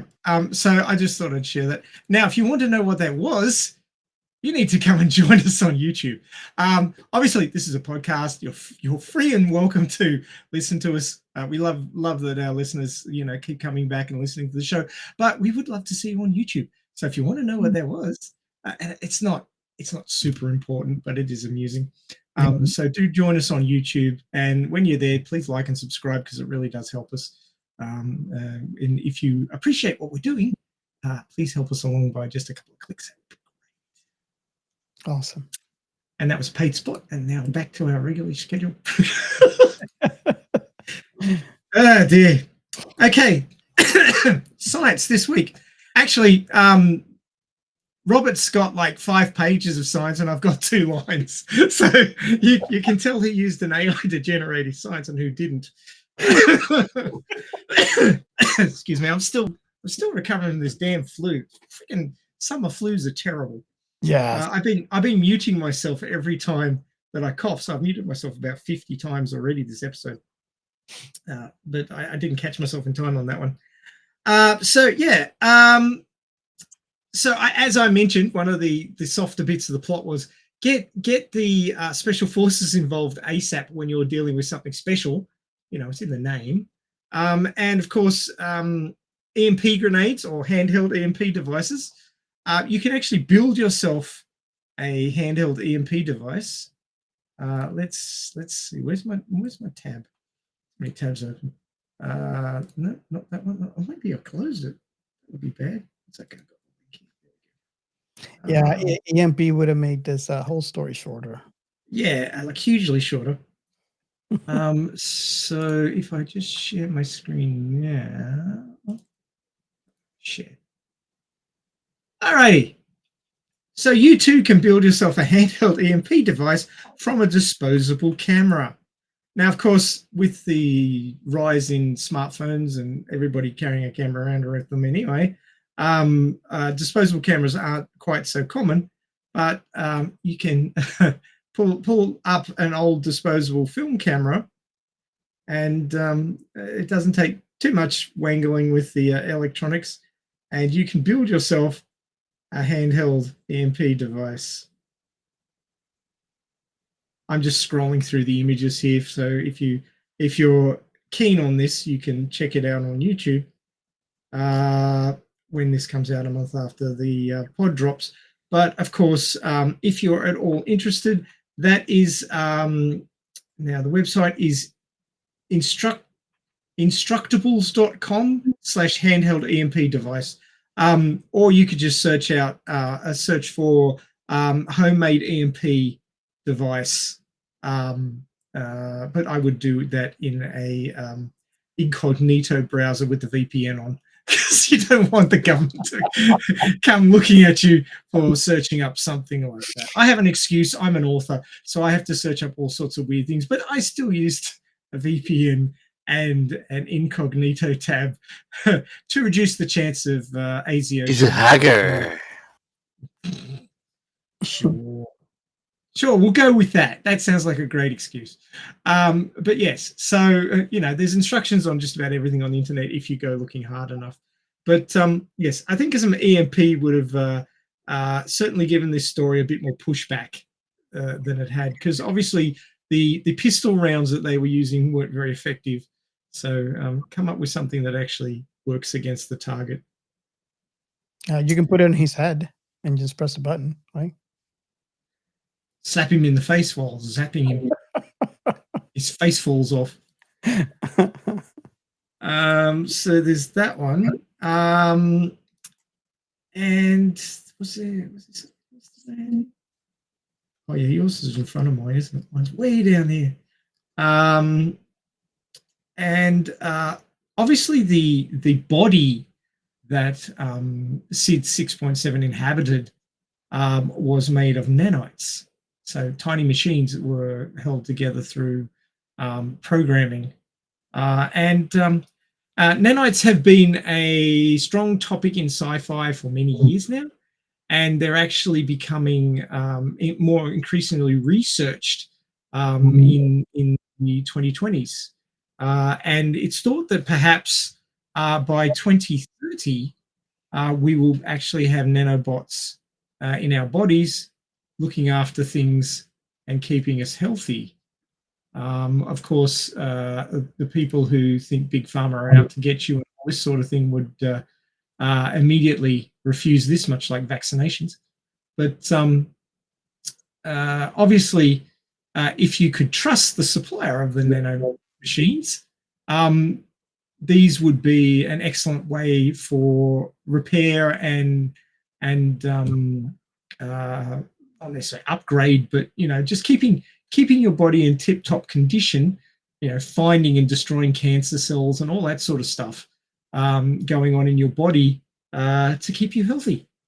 And of course, whichever pharmaceutical company comes out with those first, and if they're trustworthy, then they'll take a huge chunk out of all the other pharmaceutical companies' profits, because you won't need medicines anymore, because you'll have these little things crawling around inside you fixing things up. Now that might gross a lot of people out, and they would refuse to ever have that happen. But I could see this as being a very functional way of dealing with a lot of things going on in your body. Like, certainly I had to have open heart surgery and it was quad bypass, which messed up my leg and all sorts of things. So the cure didn't come without some consequences. Whereas if you could get nanites into your circulatory system, they would just go through and remove the plaques, and you would never have to have had that surgery. So I mean, I can see an immediate benefit for myself right there. So, I mean, there's probably hundreds to thousands of other, physical abnormalities, diseases, what have you, that could be your quality of life could be improved through using small robots that go inside your body and fix things up. But of course, there will be that segment of the community that are like, I'd never let anything like that inside my body. And would refuse it point blank. So Yeah, no, six and a half after the other, depends on which side of that line you stand. yeah. I also, I don't know what else you want to add to that, but I don't want to let this show end without mentioning the concept in 1995 of AI and VR. And I don't know if you had a chance to think about this, but I feel that the representation of AI in VR on this film back in 1985 reflects what we see today, to the point where I feel it's one of those films that kind of predicted what things will be in the future. More so, AI to a point, right? But I think more so is the representation of virtual reality. When I was watching those graphics, this would be something that you could easily see right now with an Oculus. Yeah, for sure. I mean, I've used my son's Oculus, and I was thinking, wow, this is quite preemptive. Like, they really thought hard about it back in the early 90s. And again, it's the amount of effort they put into the sci-fi side of this movie, and then obviously didn't in the mundane police story side. So it leans heavily towards the sci-fi in quality and almost quantity, as it were. But yeah, they really, whoever was their science advisor was very good. Yeah, I mean, and I was looking for this system here. There is a, I think it's not important, but there's a system, because you would think, okay, I haven't seen, like, for example, the model that we see in one of the scenes, the beautiful model that we see in one of those towards the beginning of the film. They are models that are designed, and there is a system that you can install on your computer and use your Oculus. So it's really shocking to me that in 1995 I can see this. And to be honest with you, if I would go back in time and tell myself, you could experience VR the way you see here, or, let's say, not accounting for, the machines that they have to lock, put you on, but just just the VR. If you can experience that in your future, I would call myself a liar.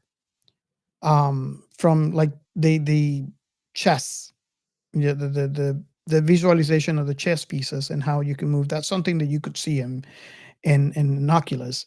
And if you go to the darker side of that, um, the the the the interactions with um, Sheila. yeah, with Sheila, that could also be a thing that happens today, uh, with programs that you can connect to. So it's very shocking to me when I watch, especially today, and I realize, wow, this is what we see today, reflected back in '95. Again, taking away the chairs where they locked you in. We still don't have those. Um, but Oh, I don't know. I think there are some high end gaming chairs for VR that kind of do something similar, but they're not exactly. yeah, no, yes, I agree. We're all still after full immersion VR. So we'll probably Full be one of dive. the first one, full dive. We probably would be one of the first ones to show it in the show if it's in our timeline here. But Well, it's interesting. We did the Running Man recently, and that had, from what I could tell, the first example of deep fake mhm. as a concept in a sci-fi movie. And this movie is some of the first sort of predictions of VR. And obviously, we don't have AI on the level of Sid, thank God, because I wouldn't want that getting out. Um, but the predictions about how VR works and what you might see in VR seems very accurate Yes, from 30 years ago. it just gives me chills. I had to remind myself this is 1995. Yeah. It's just wow. So I just wanted to mention those because it was very impressive to me in reflection today, watching this film, how and that's the cool thing about sci-fi, right? And because sci-fi is a thought experiment, we get to see a lot of this stuff in sci-fi, in older sci-fi, and how they predict what would happen in future years. And it makes you wonder, out of all the sci-fi that are created today, what other stuff we don't realize yet because it hasn't happened that is reflective of what's going to happen in the future to the way of what we've seen so far. You mentioned the Running Man. We are talking now about Virtuosity. It makes me excited and curious at the same time, and quite truly the reason why I love sci-fi. I mean, yeah, that is sort of the positive spin. There's a somewhat more negative spin, which I can say, and it's just the case of imagine everything you can, throw enough shit at the wall, and some of it will stick.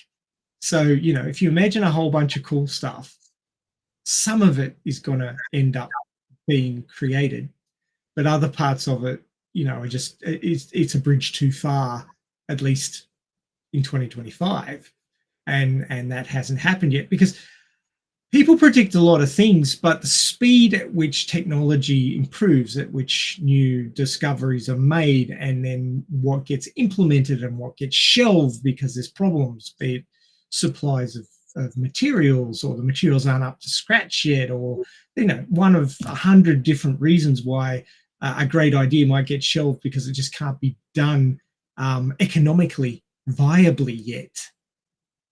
I mean, there's quite a lot of technologies out there that, while possible, are not economically viable and therefore won't make any money, so they don't get funded. That brings me another question, and it just gives me chills just thinking about it. You imagine how many technologies are shelved today because they are dependent on another technology. Mm. And I always wonder if one of those key technologies finally get figured out, Dominoes. it would actually jumpstart humanity because of all the other all the other inventions that are dependent on that technology. Like one of the ones that I can bring an example of is manipulation of gravity.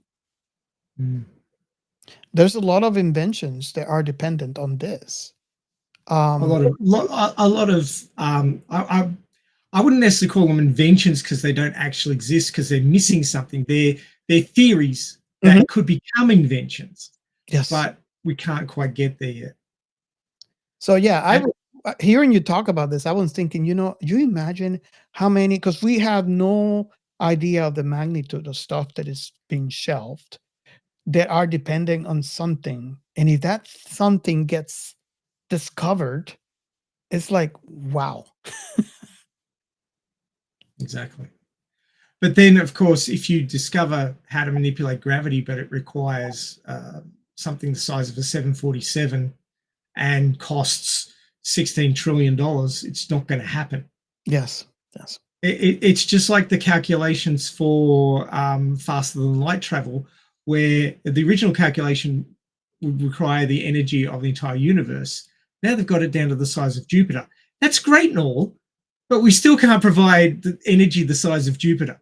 Yeah. So it's still not possible yet. But if they can get it down to something that we can supply, then the game changes.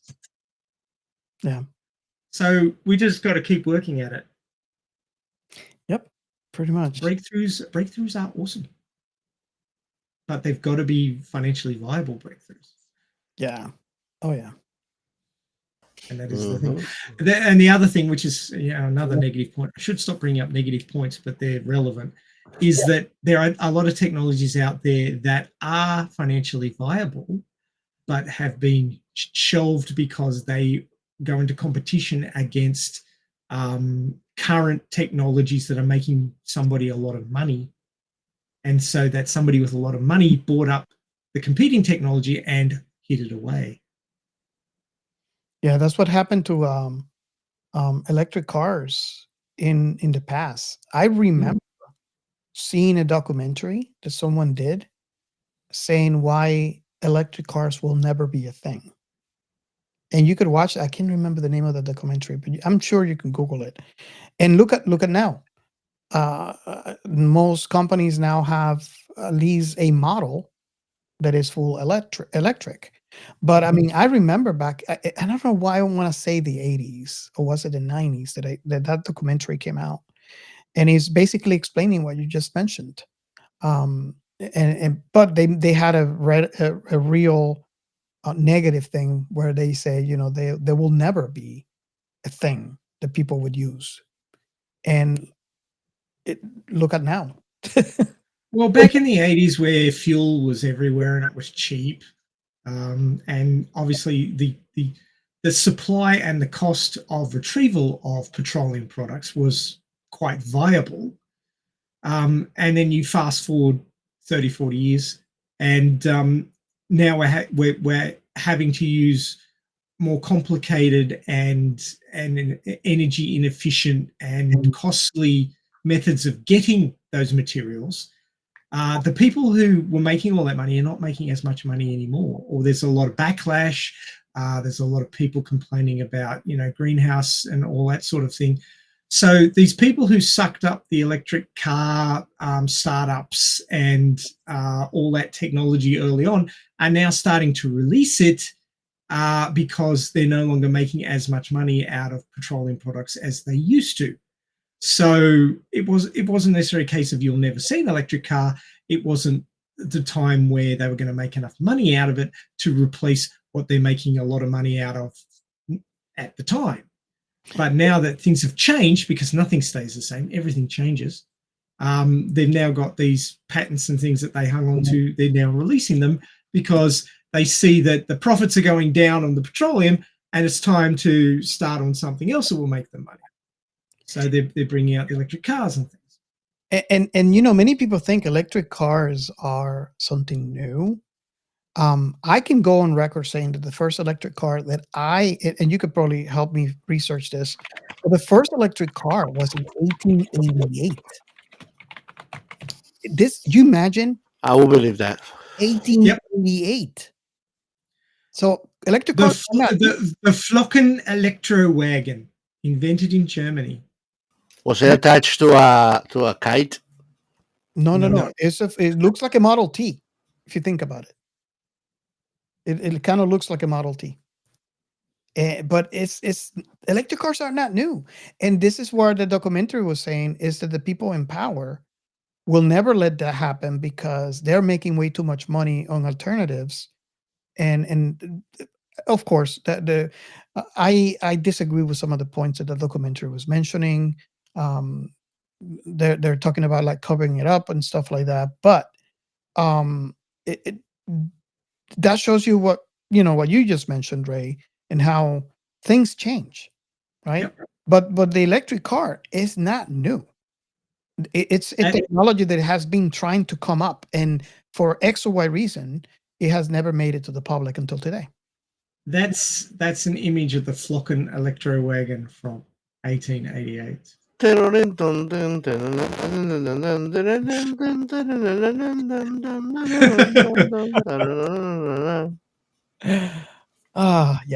So That's Geo's beatboxing, in case you're wondering.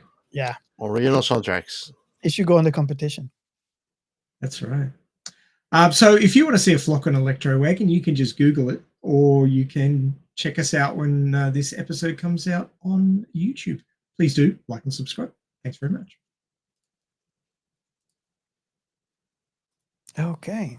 So did you want to actually go over any of that, 2 pages of AI content that you pasted into the Notion? Not really. I just kind of I put it in there because I don't want to lose a topic, right? Yeah.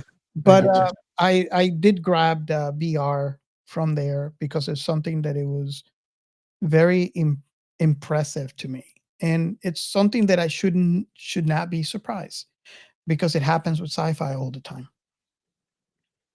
I mean, it was clearly obvious to me about the Running Man and deepfake, but you've pulled this one straight out of your back pocket, which is good because I missed it, about it being one of the earliest and quite accurate representations of VR as we know it today. So well done. Okay. So that kind of brings us to the end of that segment. On closing, thank you all for joining us. I hope you enjoyed our discussion. It was lively, as it should always be. If you want to continue the discussion, of course, you can join our Discord. We have a lot of fun on our Discord. There's all sorts of things going on there. Obviously, tons of sci-fi things, but also we have stuff about anime and books and gaming. Just about anything to do with cool online fun stuff. You'll find a topic for it there. And of course, if you have an IP that you really love and want to talk about, but we don't have a channel for it, let one of us know, and we'll sort that out for you, because you are part of our community. We want to support what you're interested in. So we're quite willing to produce a channel for you to do that in, and certainly we'll be chatting with you about it. And of course, if you're at all interested in being our expert in that particular IP on a show, we'd love to have you, and we can check out your favorite IP and do a show on it and get you on board, and that would be awesome. And of course, to join our Discord, it's pretty easy. If you're watching YouTube right now, you can scan the link that Robert's been pointing out for the last 5 minutes, trying to get my attention to mention it. Or you can check in the show notes for the podcast, and you will find an invite link. Click on that one, and that will take you through to the web Discord, where if you have an account, you can log in and then pick up our Discord server. Or if you don't, it's very easy. You just put in your email address and create a password, and create yourself a free account, and then you can enjoy the wonders of Discord. Certainly enjoy our Discord server, but there, of course, are many others to do with different flavors of sci-fi and lots of other things besides. So do check Discord out. It's a lot of fun, and do join our Discord server. We would love to see you there. We also have some websites. The first one is sciencefictionremnant.com. That is your window onto the podcast. That is where you'll find the latest release podcast and our back catalogue. You can check that all out there. Of course, you can pick all that up on your favorite podcasting app, your Podchaser. But if you need some other information about our podcast, you can check it out there. And of course, we've also got our short reads to do with science and science fiction. They're on there as well. Please do check those out.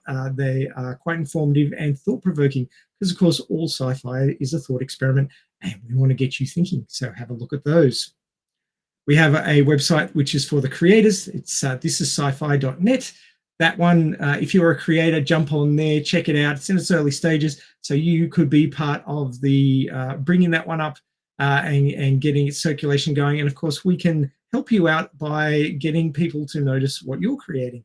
So do check out thisissci-fi.net and join us on that one. We have Substack.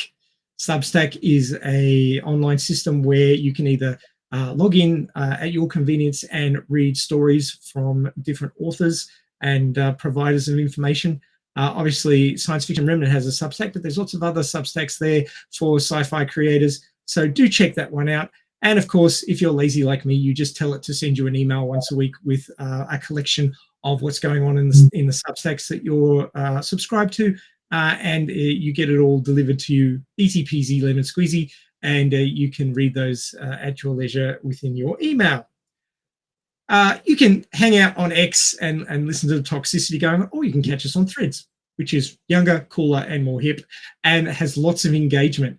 Threads is part of Instagram, and it is basically the Cool X. So drink the Cool X and come and join us on Threads and engage with us and lots of other sci-fi lovers talking about lots of cool things to do with sci-fi.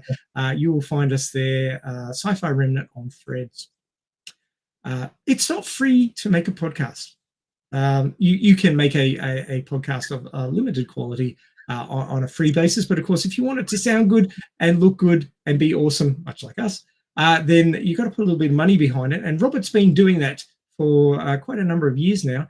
And of course, if you appreciate what we do and would like to help us out, we'd appreciate it if you could scan that link in there or in our podcast description. Go to the Support Science Fiction Remnant and buy me a coffee, and you can drop whatever money value that you can spare on the podcast to help it keep going. We'd really appreciate that. And thank you ahead of time for any funding that you can provide us to keep on going. Of course, we have a hotline. Didn't actually mention it in This is Sci-Fi this week, so I've got to make sure it's mentioned here. And that's 1305-563-6334. The one, of course, is if you're outside of the continental United States, but if you're inside the continental United States, it's the 305-563-6334. You can leave us a message there anytime, day or night, and we will, if you allow it, play it on one of our future episodes and talk around the topic that you provide us. And it would be great to hear from you. You can give us feedback. You can give Gio a 1-star review. He's still waiting for his first 1-star review. Looking forward to it because you're not legit unless you've had a 1-star review. So, if you can spare a 1-star review, let him know. He'd like to engage with you on that one. You've got to be prepared for the kickback. But you can leave us messages there. You can talk about what you're doing. You can talk about what we're doing. You can talk about your favorite things to do with sci-fi. Just leave us a message. Let us know. We'd love to hear from you. Again, thanks for joining us. You can check our back catalogue for lots of cool sci-fi. And of course, if you've got sci-fi that we haven't covered yet, we want to know about it because we're always looking for something new to listen to, watch, read, play, what have you. Let us know what's your favorite. Tell us why you think it's awesome. And if you'd like to join us on the show on a future episode of Science Fiction Remnant to talk about your favorite sci-fi, because talking about sci-fi is fun, which is why we do it every single week. So do join us next week for Science Fiction Remnant. We'll see you there with another great IP in sci-fi and talk to you then. Bye for now.